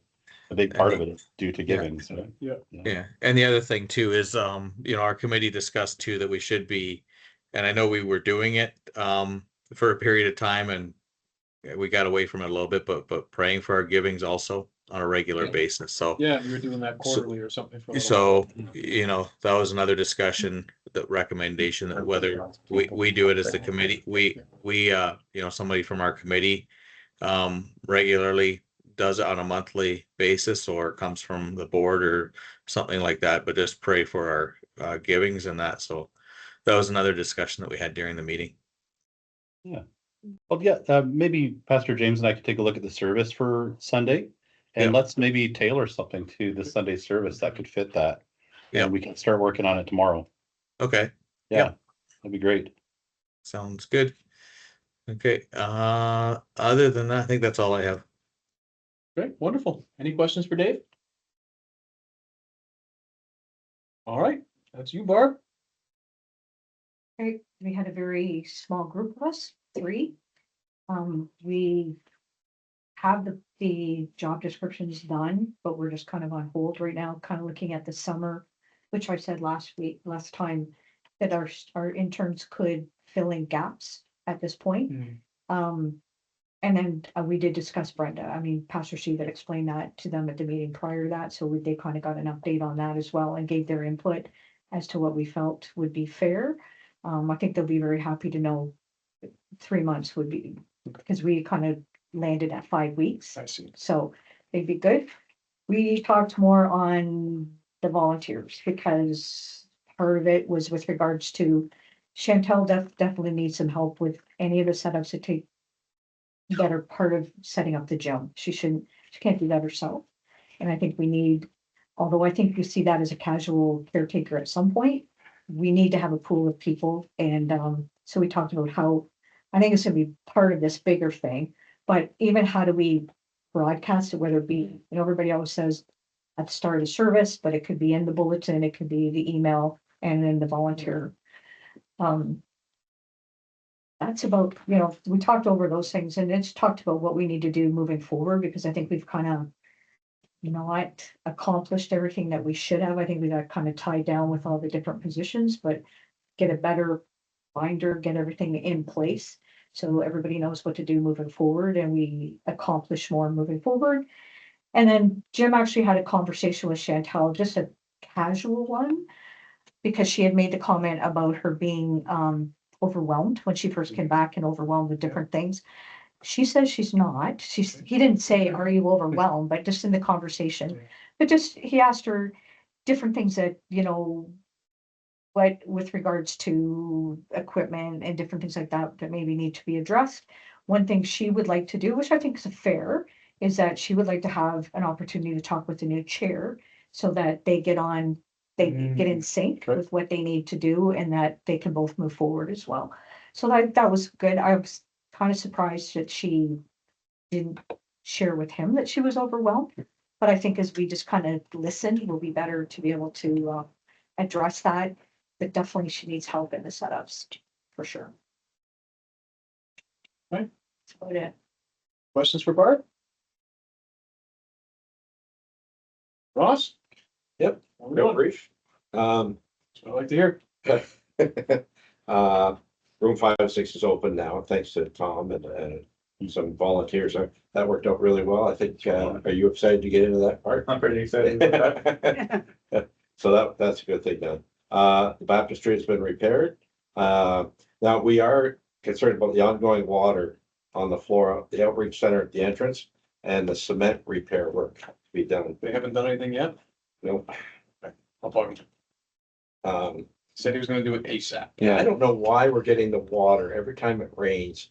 We're getting just fooled with water at that entrance. Like, my comment was that we have 2 doors on that side. We got the one over on this side, and they're done the same way. They're both recessed in. So the only way you're getting water in is if it's a driving rain and the door is not properly sealed, like it's not properly weather stripped. So I think it's gotta be the that. weather stripping. Yeah, I think it's the weather stripping.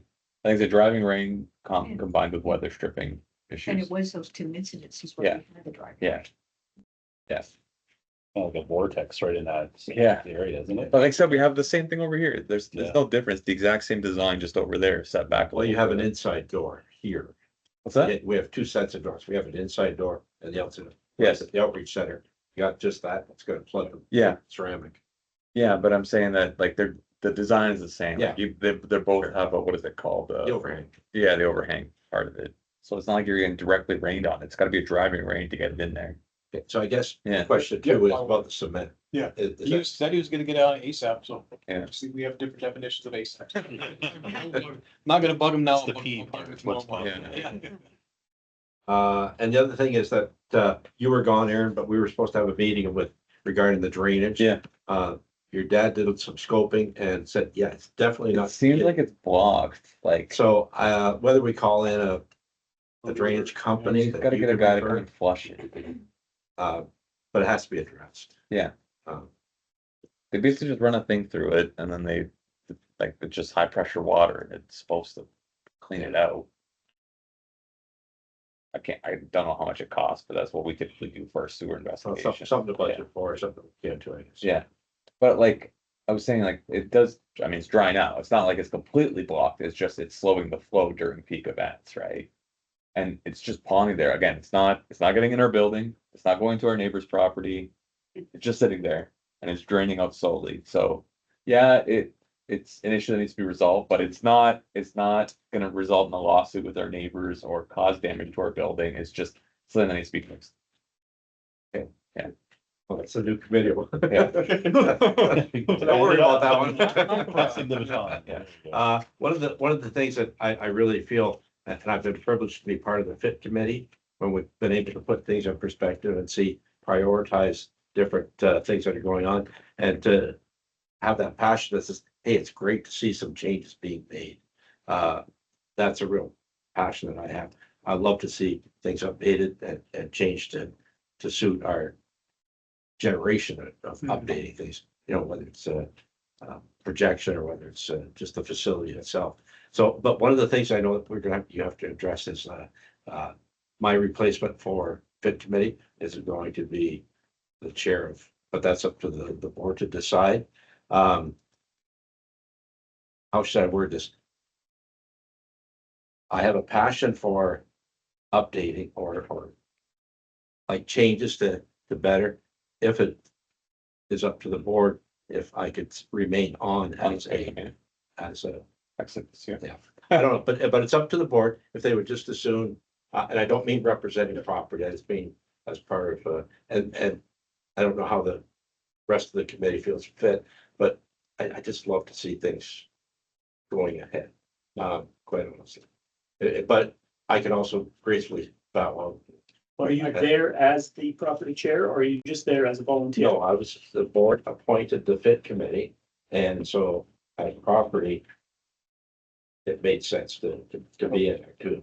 We had to have a representative. I don't want to start speaking for other people, but if you have a passion to keep going with it, I certainly don't want to bombard Ed as soon as he gets on the committee and, Well, and you've got these extra things and you started with it. It'd be nice if you saw it through to the end. So why don't I do, I'll move then that that the chair, that the property chair stay on the committee. However, that Ross can stay on the FIT committee as well, right? Like, that's basically what we're talking about. That's still, You could have two people. yeah, it's basically, we're just adding one more person, right? So that whoever, again, we're assuming it's Ed, but Well, they could share responsibilities a little bit too then. Well, it's one alternative. The other alternative is we created the FIT committee. Yeah. Did we create it that it has to be the property chair that represents us, or is it just Ross was appointed onto it and he can just stay? I don't think it was I mean, just- required. I think it was just a nice Yeah. to do, yeah. It's an ad hoc. Yeah, committee. I agree. Just have Ross stay on the committee, Mm-hmm. on the FIT. To me, if I recall, you said I would like to be on the committee at the time. Well, So at the that- time, and yeah, that's, so I don't think it was just that you because- said it's yeah, property I need to I be. love doing that. type of Exactly. thing, That's what I'm But saying. I mean, if there's somebody else that needs a chance at I it. think we have consensus around it, yeah. the question that remains then is, are we obligating Ed to be on the committee? Because it sounds like Ross is willing, but are we obligating Ed? Or again, I'm getting ahead of myself in the Yeah. sense that we gotta have the meeting. I but yes. agree. I think we don't want to overwhelm. Yeah. I mean, he's got the committee still to fall back on. He's got myself too and Kim Amber. So Yeah. very familiar with the Straumans. But yeah, you don't want to, he has trouble sometimes getting to the meetings as it is. If we throw another meeting at it, plus he's got board meetings. Yeah. We don't want to. My only question then would be, then to who does the FIT committee report? Well, and the FIT committee's not, it is not an everlasting thing. Like, it has a specific mandate and then Yeah. it's done, right? So it's not like we're setting. Well, a precedent it for the doesn't have next 10 years. an expiry and I would like to see a FIT committee continue on Yeah, because it's always looking at, what are some of the projects that need to be done around the church without overstepping into property committee or something like that. But that's my question, is does it report to the board? Does it? It reports to the board. But is it providing reports, or to be expected to provide reports to the property committee to then? Because otherwise we're asking someone, because you're no longer on it, we're asking someone who's on the committee to come to our board meetings to give us a report. It You see what I'm saying? Pastor Steve just gave the Yeah. report today.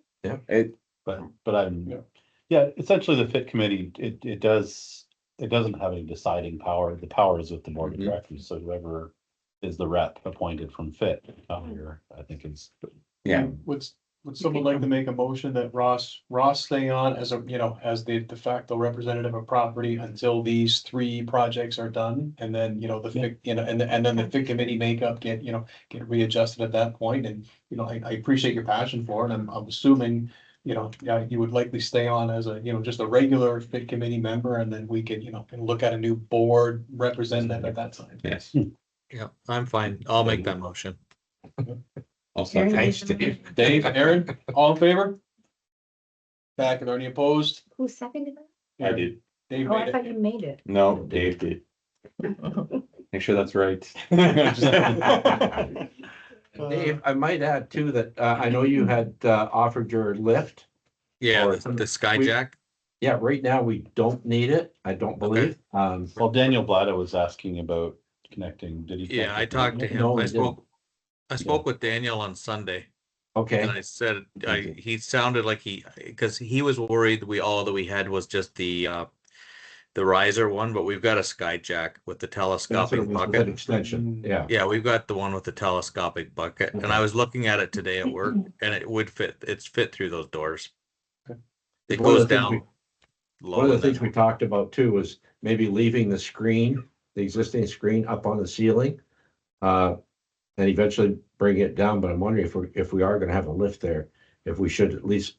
Like if you guys want to use it for a week or so, like, To the outreach center. I've got to look at the throw and the width, because that screen right in there is 15.5 feet wide. And if the throw is different in the gym, that's not gonna work very well. Yeah.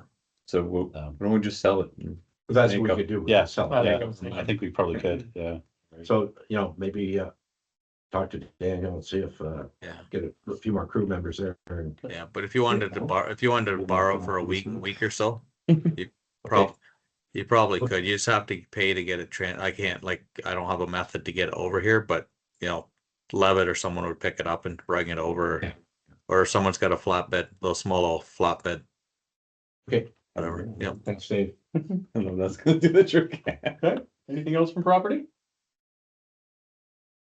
Any more questions for Ross? No, but, after Ross is. Okay. Yeah, so, Anything else? Oh, sorry. yeah, Darko had asked me about nominating committee, since he wasn't yes. able to Sorry, yes. give a report. I don't know if he's still there or. He said I No. think he was going to, yeah.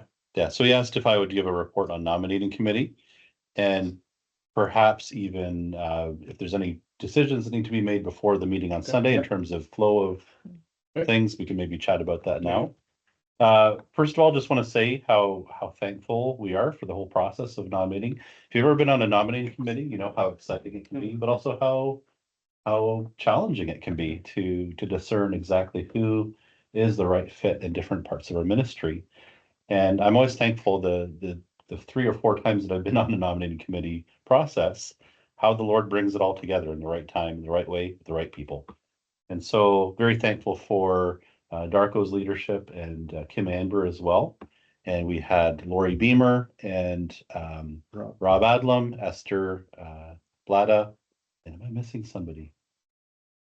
I hope I'm not missing anybody. I was there. I'm the other ex officio person. And so what you would have received on Sunday is the final product of our nominating committee. And that has gone out. We had hard copies available as per Joel's announcement on Sunday. And email has been sent out. An email has been sent out on Sunday to prompt people for the meeting this coming Sunday. And so it's all there. I don't have a whole lot of commentary on it. It's really just it does speak for itself. We've got a meeting obviously coming up on Sunday to vote on these nominees. And just wondering if we needed to clarify anything before going into that meeting on Sunday in terms of protocol and process. So one comment I received was that we only put out the slate 1 week in advance. I think we should in the future get in the practice of getting it 2 weeks in advance, just again to respect our constitution. Sorry, I was just saying that I did get some comments relative to when the names were published, that it was only 1 week before Oh, and not 2 weeks technically per constitution. Does the Constitution say we have to have this No, it- late out 2 weeks in No, advance? just or we just need to make. have the It meeting? does say 2 weeks. It It says says it's like- The name. For, Oh, for, for the it names, does eh? it for the names too? Yeah. I thought it was just like. That's, you said, it that's what was- I thought as well. It's like we've announced the meeting in due time, so people knew Yeah, to keep, notice of meeting. people knew to keep an eye out for it. Yeah. I know Darko did bring that up and asked if I thought we should move it, and I said, no, the meeting was announced, so people knew to keep an eye out for the names, and they'll be out a week in advance, which is plenty of time for people The Constitution says 2 weeks for the name. for the names as well. I didn't realize that. But it says 2 Sundays. Yeah. So since we meet on a Sunday. Hey. As a third. Are you a lawyer? We're more on our side. I also wanted to ask, you and I had kicked around this idea of, do we go to like a formal paper? Just because I was asking like for myself, because I'm not going to be there, can I vote in advance on the slate of nominees? And then the other grievance that I've heard in the past is that it's a simple yes, no. It's not a yes for so-and-so, a yes for so-and-so. And I have reservations about so-and-so, right? Like it's a blanket yes. Or if you have reservations about anyone, it's a straight no. Yeah. Yeah. Which also Mhm. complicates it. And so I agree with, Yeah. with the concerns about that. So I brought that to the nominating committee, that specific need. Yeah. And what Darko has worked on is actually taking this whole list, and beside each of the nominees, he's got a box, yes or no. And so that can be for the beginning of the meeting, what can be handed out to each official member is that ballot, Yeah. like a large scale ballot with a yes or a no, or I guess we put abstain beside the nominees. And then what would need to happen at the beginning of the meeting is scrutineers would need to be appointed to take all of the ballots or the large scale ballot and do a counting of it at the, when the vote is done. They would only need to count no's That's correct, yeah, because you could just take the total Yeah. number of ballots. yeah, Subtract the no's and see, does that get you to the threshold where it's a question? yeah, because what is the threshold? Is it 66% or 51? I think it's 51. It's only 60, it's higher for. Yeah, it's only 50, for this, it's only 51%. It's still majority for this. Any ministry position is higher. Okay. Yeah. So yeah, we may want to check those Okay. technicalities so that when it comes to the meeting, we can Yeah. do that. But Darko has already done the work of preparing a large scale ballot with all the nominees, yes, no, and I guess we need to add abstain as well Mhm. to make that official. Okay. And that way, I mean, in theory, instead of making him redo it, you could just ask them to put A next to it instead of a check or. Yeah, you could do it, you could do a Take check. off all the names of the report, representatives, Yeah. because they don't need to be on this. yeah, Sheet of and I think that's what he had, like he basically had the committees It's a themselves. separate ballot. And beside where it says nominee, yes or no, in a box to check off. Or, yeah, you could just check the box, yes. Yeah, and I don't believe we can take nominations from the floor without prior No, we notice. can. We Okay. have Yeah. traditionally not done it, and we said we can't do it, but I don't believe it's actually in the It is Constitution. in the that Constitution, we that can yeah. take nominees. that from we the can't floor take as long nominees, as the so. person has agreed. So what The we'll do person is has to have their we name can forward, create a yeah. few blanks at the bottom of the ballot in case there's some that come up. That way people can fill in Jane Doe, yes or no, beside the that. But they can't do write-ins because this Yeah. person has to have agreed to let their name stand. Correct. Yeah. Yeah. So that, before the name is put forward as a nomination, you have to verify, have they been, Yeah, I would even then Good say information. in advance of us doing the voting, what you should do then is ask the question, are there any Yeah. names from the floor? And if the answer to that is like correct? no, then Well- we move proceed. But if the answer is yes, we- then we have to figure out the business of that. So We no, we have to can add the accept name. motions from the floor, but adding someone's name and circumventing the nominating committee process is But not, it's in is the not the Constitution. same, that you can add a name as well? Yeah. Yes. Specifically? As long as that person has agreed. Okay, Yeah. yeah, it kind of makes you wonder why you go through all that trouble. well, yeah, Yeah. it seems like it circumvents the whole nominating committee It can process. bypass nominating committee, yeah. It can, but it still Yeah. requires like a 51% vote, right? Like that's. Well, so the motion would need to be voted on, and then the name would Yeah, need to be and added, so there is really gotta get past two No, votes, no, yes. it just, the name goes added if they agree to let their name stand, because then it It's becomes. not, an election. it's not a motion to add a name. No. Okay. I would have thought it's a motion to add a name to the ballot. That would make sense to me, that it's a motion to add a name to the ballot, and then the name is voted on when we vote Yeah. on the.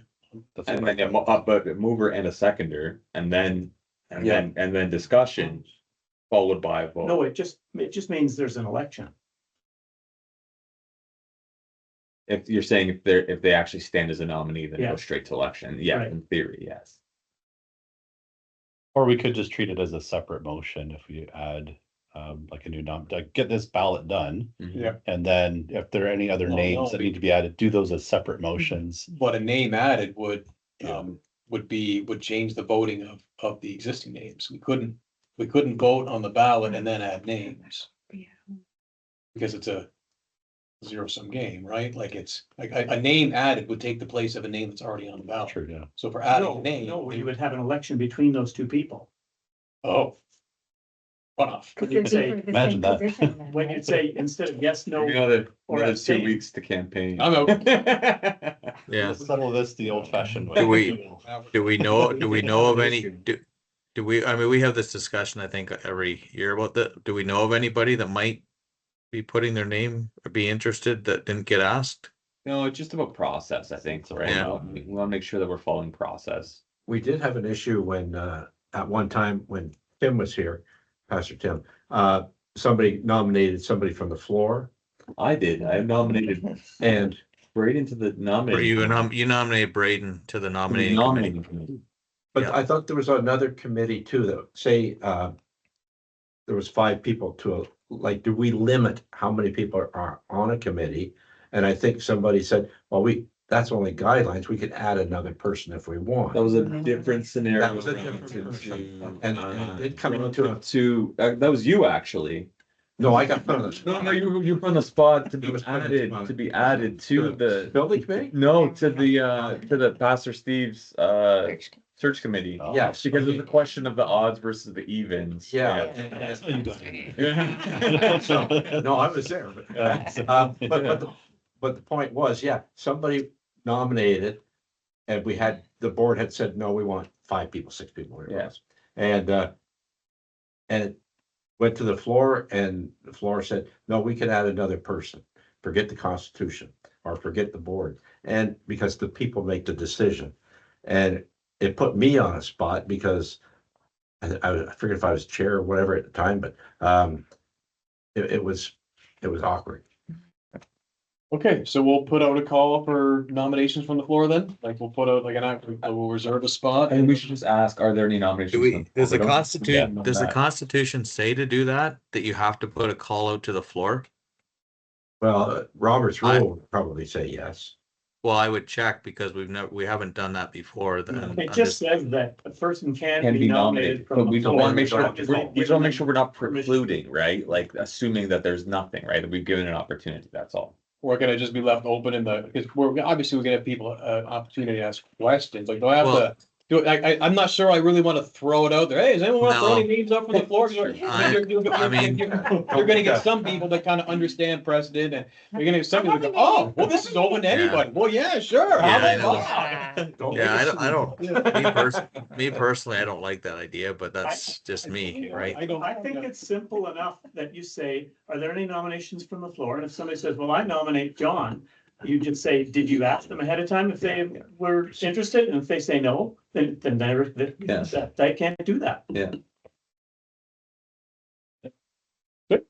You know, Which again, Always good. it's also important that we inform our people, like to read their constitution, like we know about this because we've read most people don't know that you can even do that. So I think it's important, like even if it's just you're touching the base, you're letting them know that, hey, you can do this, but here's the expectation, go read your constitution. Yeah.